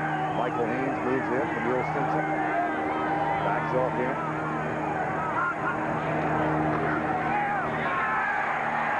Left side picked off. Intercepted by Mark Carrier. who gets his 5th of the 1990 season. And Miller has no one to blame that time.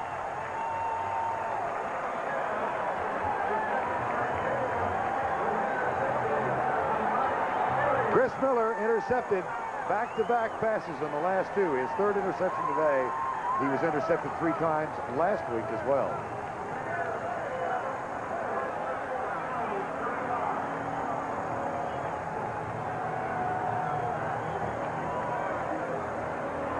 Well, as you said, Vern, this is all on Chris Miller, throwing late across the middle. Mark Carrier with a nice break on the ball in front of Floyd Dixon, and that may be it for Atlanta in this one. Back Tomczak goes, throws it deep, intended for Ron Morris. Charles Dimry slipped, and it looked like Morris, had he been able to get to the ball, would have been free for a touchdown. Mark Carrier, 2 interceptions last week, and he gets number 5 on the season, the first-round draft choice. And we'll go back and look at the last play. Well, they're coming after Mike Tomczak because the Falcons have to create a turnover. And the way you do that is to put pressure on the quarterback. It's either hit or miss for Chicago on a play like that. If it's complete, it's for a touchdown. Jerry Glanville looks on. His team in danger of falling to 3 and 6 for the year. It's 2nd down and 10. 6:17 to go.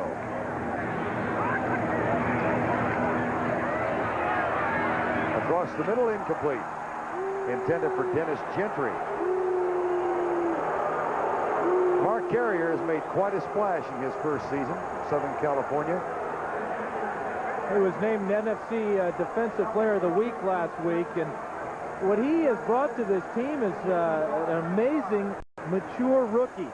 I talked to Sean Gale about, was Sean surprised at Mark Carrier? He said, well, I really didn't know anything about him until they drafted him, and the reason I perked up is because he played the same position I did.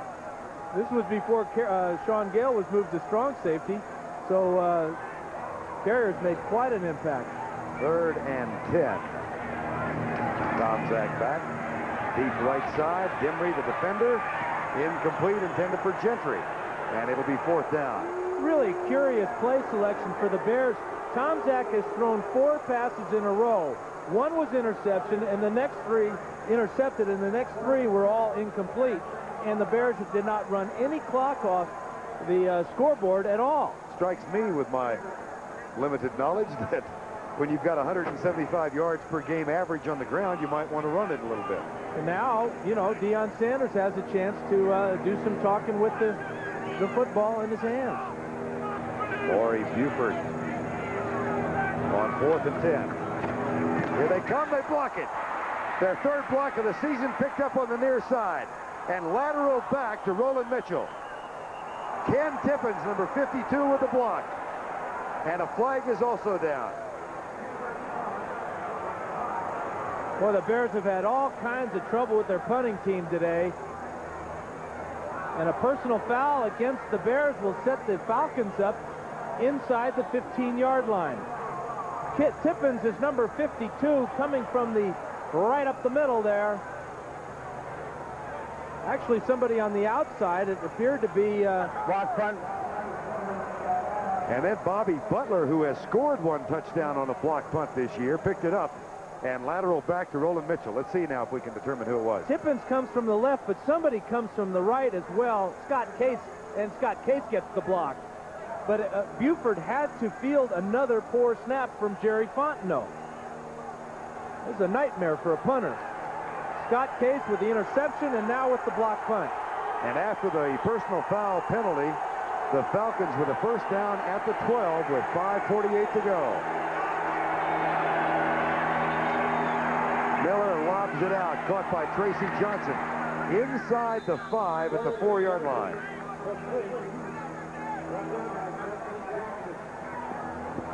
Boy, Miller really shows me something on this play. Watch how he just feathers this ball over the defense and into the hands of Johnson. And Johnson turns it down the field and gets close to the 1st down. Sean Collins goes wide left. Rison is in the slot. Glanville looks on 2nd and goal. Actually, 2nd and 2. Incomplete. Intended in the end zone for Michael Haynes.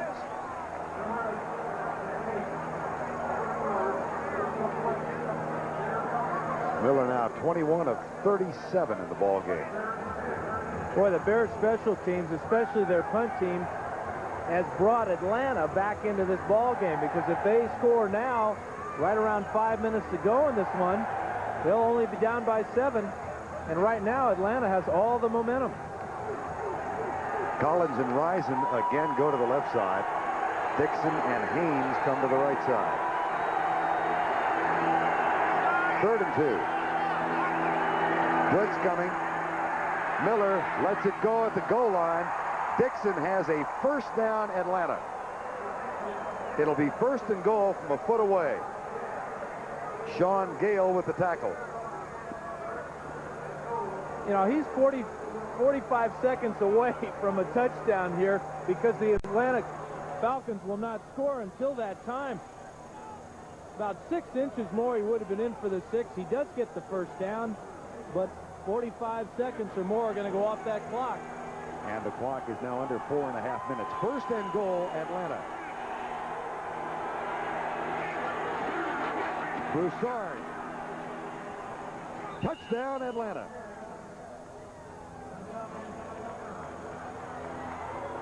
And this Falcon team that trailed 24-3 after the first 5 minutes of the 3rd quarter are a point away of being within 7. Well, Broussard's going to go off left tackle behind Mike Ken and Houston Hoover, and he just powers his way in for the 6. Good get off by the left side of the line for Atlanta. The kick out block by the fullback Johnson. Broussard's inside, and Atlanta's back in this one. Greg Davis with the extra point attempt. Bullhead will hold. It's up and good. And on the extra point, there's some more words being exchanged. 24-17. Bears lead. Now cut to 7. And now you wonder about the play selection for Mike Ditka and what they're going to do on this next drive. I can almost guarantee you they're not going to throw it 3 plays in a row. I mean, you got to get back to running the ball, take some time off the clock. Even if you don't make the first down, you don't stop the clock when you have an unsuccessful play, as when you stop the clock with an incomplete pass. Well, you can sense the emotion and the enthusiasm. The special teams now coming back on the field. Coming into this ball game, Dan, if there was a decided edge for Atlanta, they didn't have many, it was in special teams play. And we've seen it here in the second half. And it hasn't been the returns. It's been the play of their punt return team. They've forced Buford to run with one attempted punt, and Scott Case, of course, just blocked a Buford punt. Here's just another factor. The Falcons are among the best in the league, and this is one of those exotic stats, but they are among the best in the league at kickoff return coverage. They have allowed opposing teams a return average of under 15 yards on kickoffs. And if you notice right now, the Bears have sent out their all-hands team, guys, defensive backs and receivers. They're expecting an onside kick. Even with 4:17 to go. Davis will kick it deep. And Johnny Bailey will wait for it at the 11. There's Gary Wilkins, and there's a 9-yard return. So below their season average of 15 yards per return. Let's bring you up to date to how we got where we are. Atlanta scored first 3-0. Then Kevin Butler tied it up on a field goal. And later in the second quarter, 2 quick touchdowns. Anderson from 8 yards out, and Wendell Davis just before halftime, 17-3 at the half. Opening drive, third quarter, muster from 1, 24-3. And now Atlanta has come back 24-10 in the third quarter on Johnson's 8-yard reception. Broussard has just scored to cut the margin to 24-17. First and 10, and we'll see if they keep it on the ground. They will. Anderson for a couple, maybe 3 yards to the 23-yard line. And the clock goes under 4 minutes. And Atlanta calls a timeout. That's a smart move. Stop the clock right here. Use them all up in this series if you have to. Don't forget the second half of the doubleheader, the Giants against the Los Angeles Rams. Others will watch Green Bay and the Raiders. here in mid-November, a big Sunday of football. And, you know, part of your game summary, Vern, is the fact that Jim Harbaugh is in the locker room right now with a severely bruised right shoulder. Mike Ditka pacing, second down. Interesting pattern that the Bears have fallen into, though, this year is getting ahead by quite a bit in the first half. Right. And then just kind of, you talked about hunkering down. It's more than that. It's a lack of intensity, a lack of urgency by their team to put away their opponent. And they've allowed, through their special teams, a team that they, in effect, had beaten with a 21-point lead now to get back in the game. 2nd and 7. And the clock shows 3:59 to go in the ball game. 24-17. Play fake, Tomczak back. Pressure, rolls out. Has the first down. Chased by Jordan. Clock will continue to run. And a fresh set of downs as Van Horn and Jordan exchange pleasantries. But the Falcons will use another timeout here. But that was such a big play by Tomczak. The fans all groaned when he went back to pass. But it's, as we saw earlier in the game, when Harbaugh was running, the Falcons in man-to-man coverage, and nobody for the quarterback. The necktie tackle by Jordan, and he won't let go.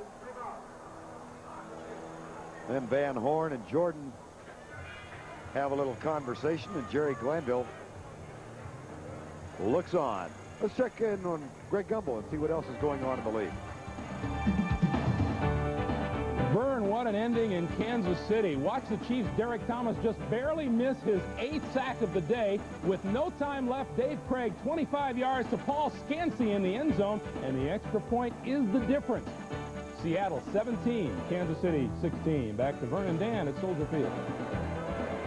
My gracious, Greg, and Derek Thomas with 7 sacks, a new NFL record. And he wasn't in the grasp, was he? Or the control. That play could have been called the other way, the way it's been going this year. 3:46 to go in this one. First down and 10. Chicago at their own 38-yard line.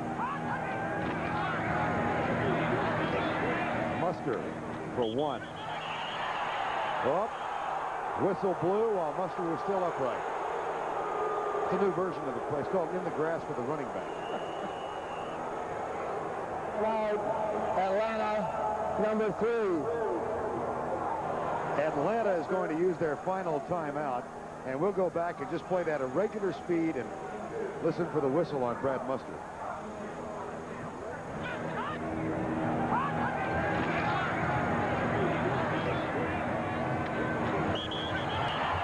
Knee was down. I think his right knee was down. That was a good call. That's in the grasp and one knee down. Second down for the Chicago Bears. Glanville and Jim Tunney continue their chat that is going on most of the day. Falcons have used their final timeout. They cannot stop the clock again. New Orleans wins big, 35-7. And Minnesota wins its 2nd in a row. So the Vikings may still have life. Not so for the Cardinals. Buffalo looks very strong now. Miami over the Jets. They keep pace with Buffalo in the AFC East. And you just saw the highlights of that thrilling finish, Seattle over Kansas City. 24-17 here. Hand off to Muster. And now the Bears will do nothing but work on the clock, which shows 3:25 to go. They still need, though, to pick up a first down to salt this one away. And to do that, they're going to have to put the ball up in the air, perhaps. So it's going to be about 3rd and 4 to go for the first down. Been a very quiet day for the running backs of the Chicago Bears. Muster now with 20 yards and Anderson with 22. The leading ground gainer is the injured Jim Harbaugh. He had 48 on 5 carries before he went into the locker room with that bruised shoulder. 3rd and 3. Harbaugh puts it up. knocked down, and Atlanta will get it back. Andre Bruce with the play there as he read Harbaugh. Actually, it was Tomczak with a quick set trying to hit Morris on the slant. Number 93 is Andre Bruce, and he doesn't even rush the passer. He just looks at the quarterback's eyes and plays like Patrick Ewing knocking that one down. Now, if you're Jerry Glanville, do you come after Buford again on the punt? You bet you do. He's got one shook-up punter he's facing now. Jerry Fontenot is the center, and Buford back at the 30-yard line. Here they come. And there it goes. Sanders has it bounced and will not be able to return it. The ball is down at the 13-yard line. Yeah, Sanders has to make that catch. He has to, for one reason and one reason only, to stop the clock. Because with change of possession, the clock will stop. He lets the ball hit on the ground and roll around for 3 or 4 yards, but more importantly, 4 or 5 or 6 seconds goes off this 2 minutes and 31, you see. That leaves us at 24-17, 2:31 to go, and the ball at the 13-yard line. The Atlanta Falcons, heavy underdogs coming in, have scratched and clawed back to a 7-point deficit. Saw Bill Fralick, the right guard, come up and get in his stance. And they're having a problem with the down markers on the far side. Up at the 40-yard line, the down marker is being twisted around and finally moved. Here they come. You think Woody Hayes was here playing with the down marker? Glanville may have reached out and tripped the guy. Twisted it. Now we're set. Atlanta, 24-17. They trail the Chicago Bears. And they only have to go 87 yards into the wind for their tying touchdown.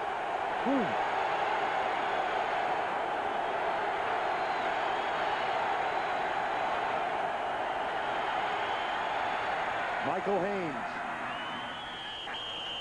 stops the clock by getting out of bounds at the 21. Giants with an early lead over the Rams of 3-0. That game coming up as soon as ours is finished. As the second half of our doubleheader. Second down. Clock shows 2:26 to go. 2nd and 2.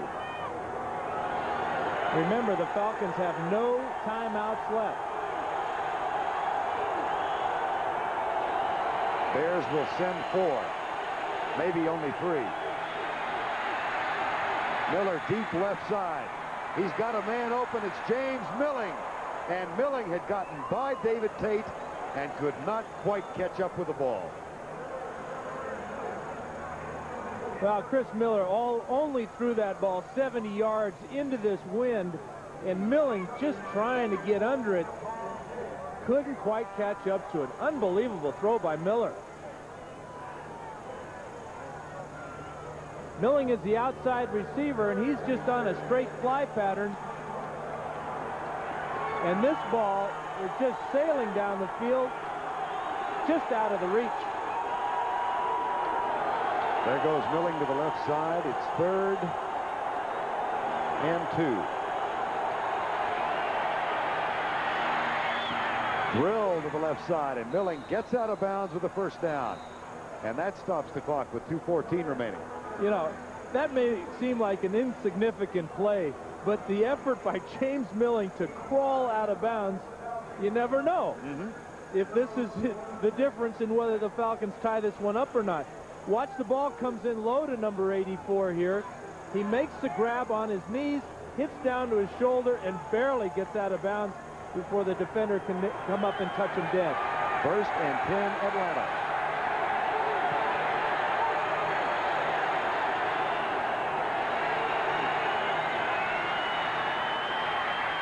Right side. Michael Haynes can't hang on.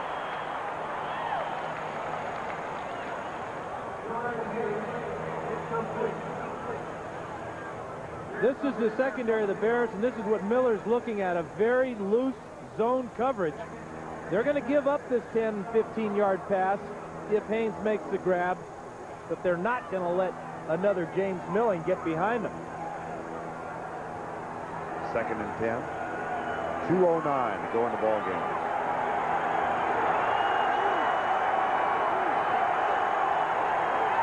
This will be Miller's 43rd pass of the ball game.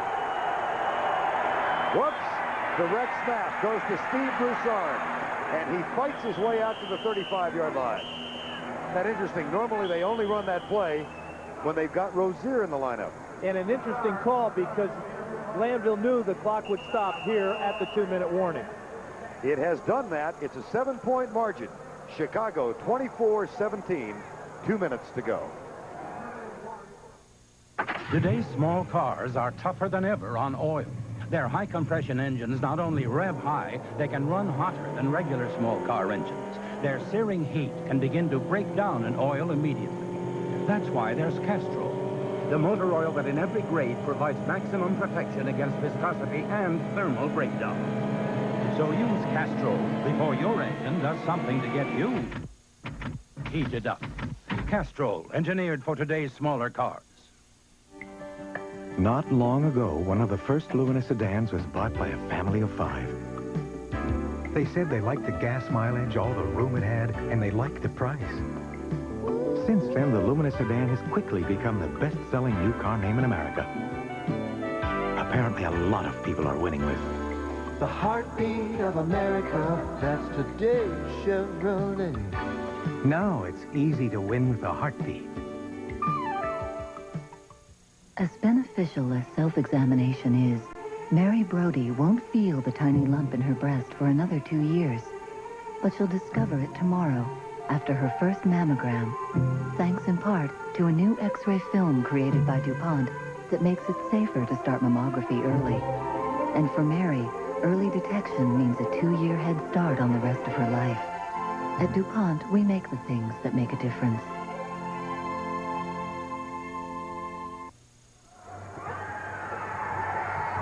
Final 2 minutes of what has become a very fascinating game. Atlanta and the Chicago Bears 24-17.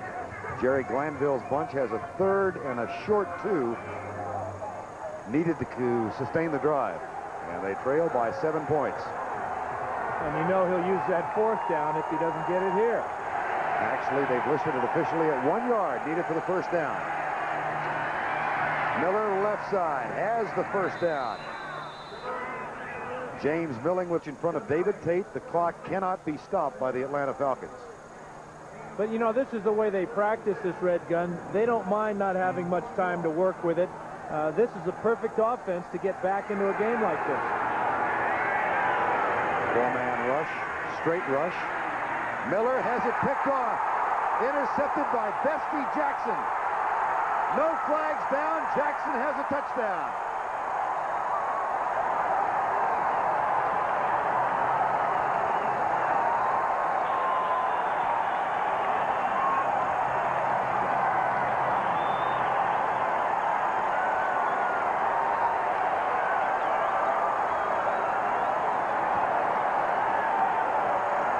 The pressure from Richard Dent, the interception by Bestie Jackson.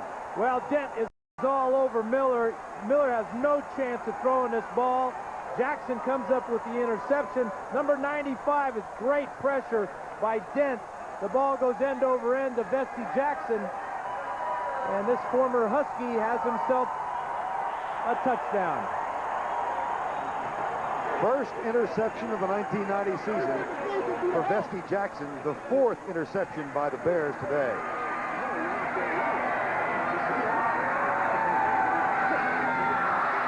Whoops, bobbled snap. And for the 2nd week in a row, an extra point goes awry for the Chicago Bears. But Bestie Jackson reinserted in the starting lineup because of the injury to Donnell Wolford gives the Bears their 20th pass interception of 1990. And if you look at the type of season the Falcons have had already this year, it's one of those shoulda, woulda, and coulda type of deals. They should have beat Detroit earlier. They would have beat San Francisco in one of those games if Miller didn't fumble at the end of the game. And they could have beat Pittsburgh last week. And this game could fit right in there with them. They have a chance here as the game comes down to the end, but great pressure by the Bear front line, especially number 95, Richard Dent, causes a turnover, and the Bears go to 8-1. Last week, 5 turnovers cost Atlanta in a loss to Pittsburgh. And today, 4 interceptions and a fumble loss. Chicago came in with a plus 13 turnover advantage. They will build on that. They were #1 in the league. And Vesty Jackson with the interception of 45 yards.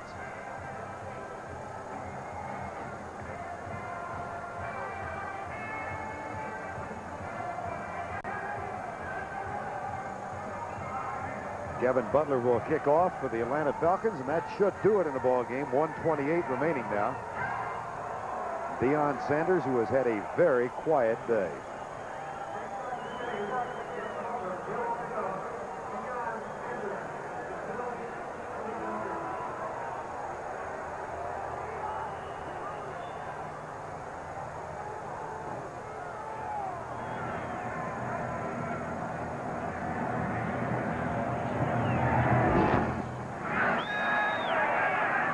Sanders at the 7-yard line. And he doesn't get back to the 20. He's knocked down at the 18. Tonight on CBS, we begin with 60 Minutes. If war breaks out in the Middle East, the Pentagon has a $12 billion baby that can shoot down any attacking helicopters. Sounds good, doesn't it? But it doesn't work. That shocking story tonight on 60 Minutes. Following 60 Minutes, Murder, She Wrote, and the CBS Sunday movie, Fatal Attraction. That's all tonight on CBS. And next, we've got the second game of our doubleheader for you, the Giants and the Rams, or Green Bay and the Raiders. Giants with an early lead over L.A., and L.A. with an early lead over Green Bay. That sounds geographically confusing. You wonder if, when they made that schedule out, if somebody wasn't expecting one of those L.A.s to be up in Oakland. Here's Miller back again. Left side, it's caught. The clock will not stop. The pass is complete to Michael Haynes. And the Falcons will hurry up, try and get one more play run. Clock nearing 1 minute to go.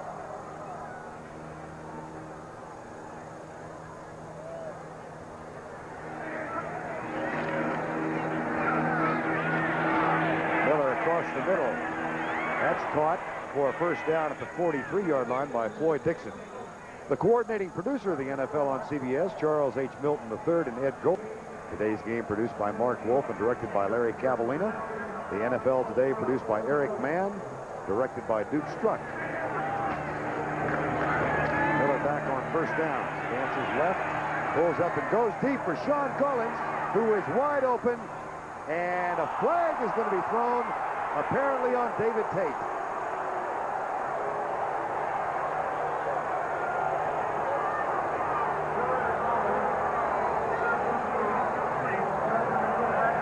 Raiders again 13-3, and the Giants still lead by 3.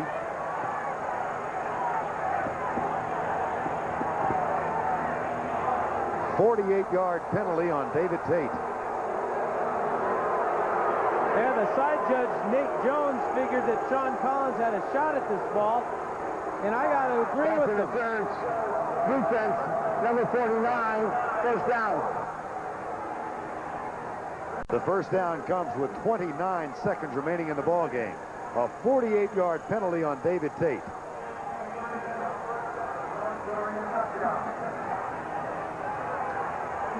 First and 10 from the 11. Collins goes left. Haynes comes right. 29 seconds to go. Miller across the middle, incomplete. And that will stop the clock with 24 seconds remaining.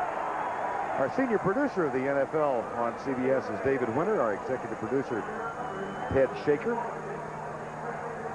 At David Cosmo Yagi keeping stats today. And Nancy Lundquist and Joe Cash as spotters. The crowd is back. And the team Fouts was here. You bet. A full booth here in Chicago, even that little fog. 24 seconds to go.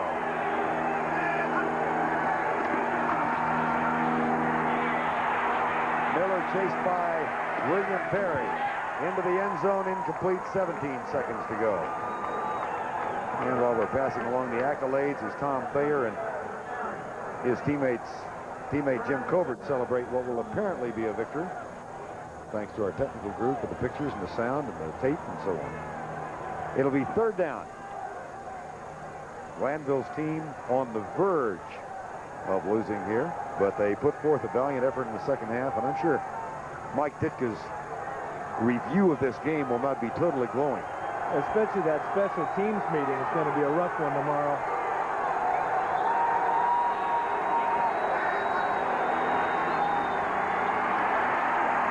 Into the end zone, caught, touchdown.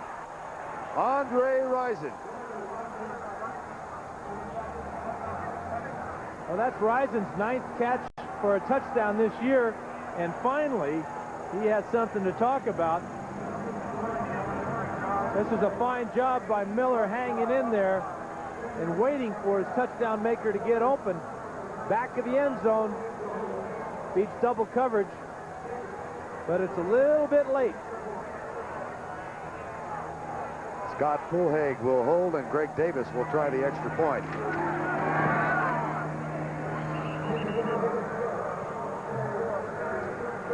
And now 30-24 with an onside kick forthcoming. Absolutely. And the only thing they can hope is to recover it and throw a bomb, because once they get the ball, there will be less than 10 seconds to go. And Dan, I'm going to go back to something we talked about at the very beginning of the broadcast. You said that if Atlanta is going to win today, Chris Miller's going to have to throw 50 times. How many has he thrown so far? 49. And if they get the ball, he'll back, make it even 50. Don't make me a liar, Chris. Rison's 6th catch of the day, his first touchdown. And the onside kick coming up now by the Atlanta Falcons. The sure hands people will be on the field for the Chicago Bears.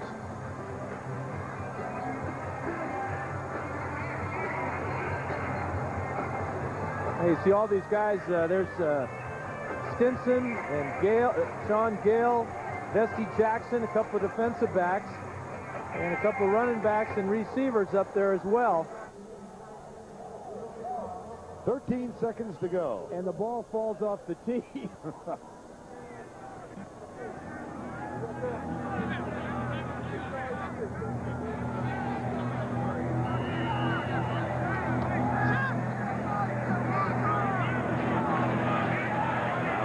By the Falcons.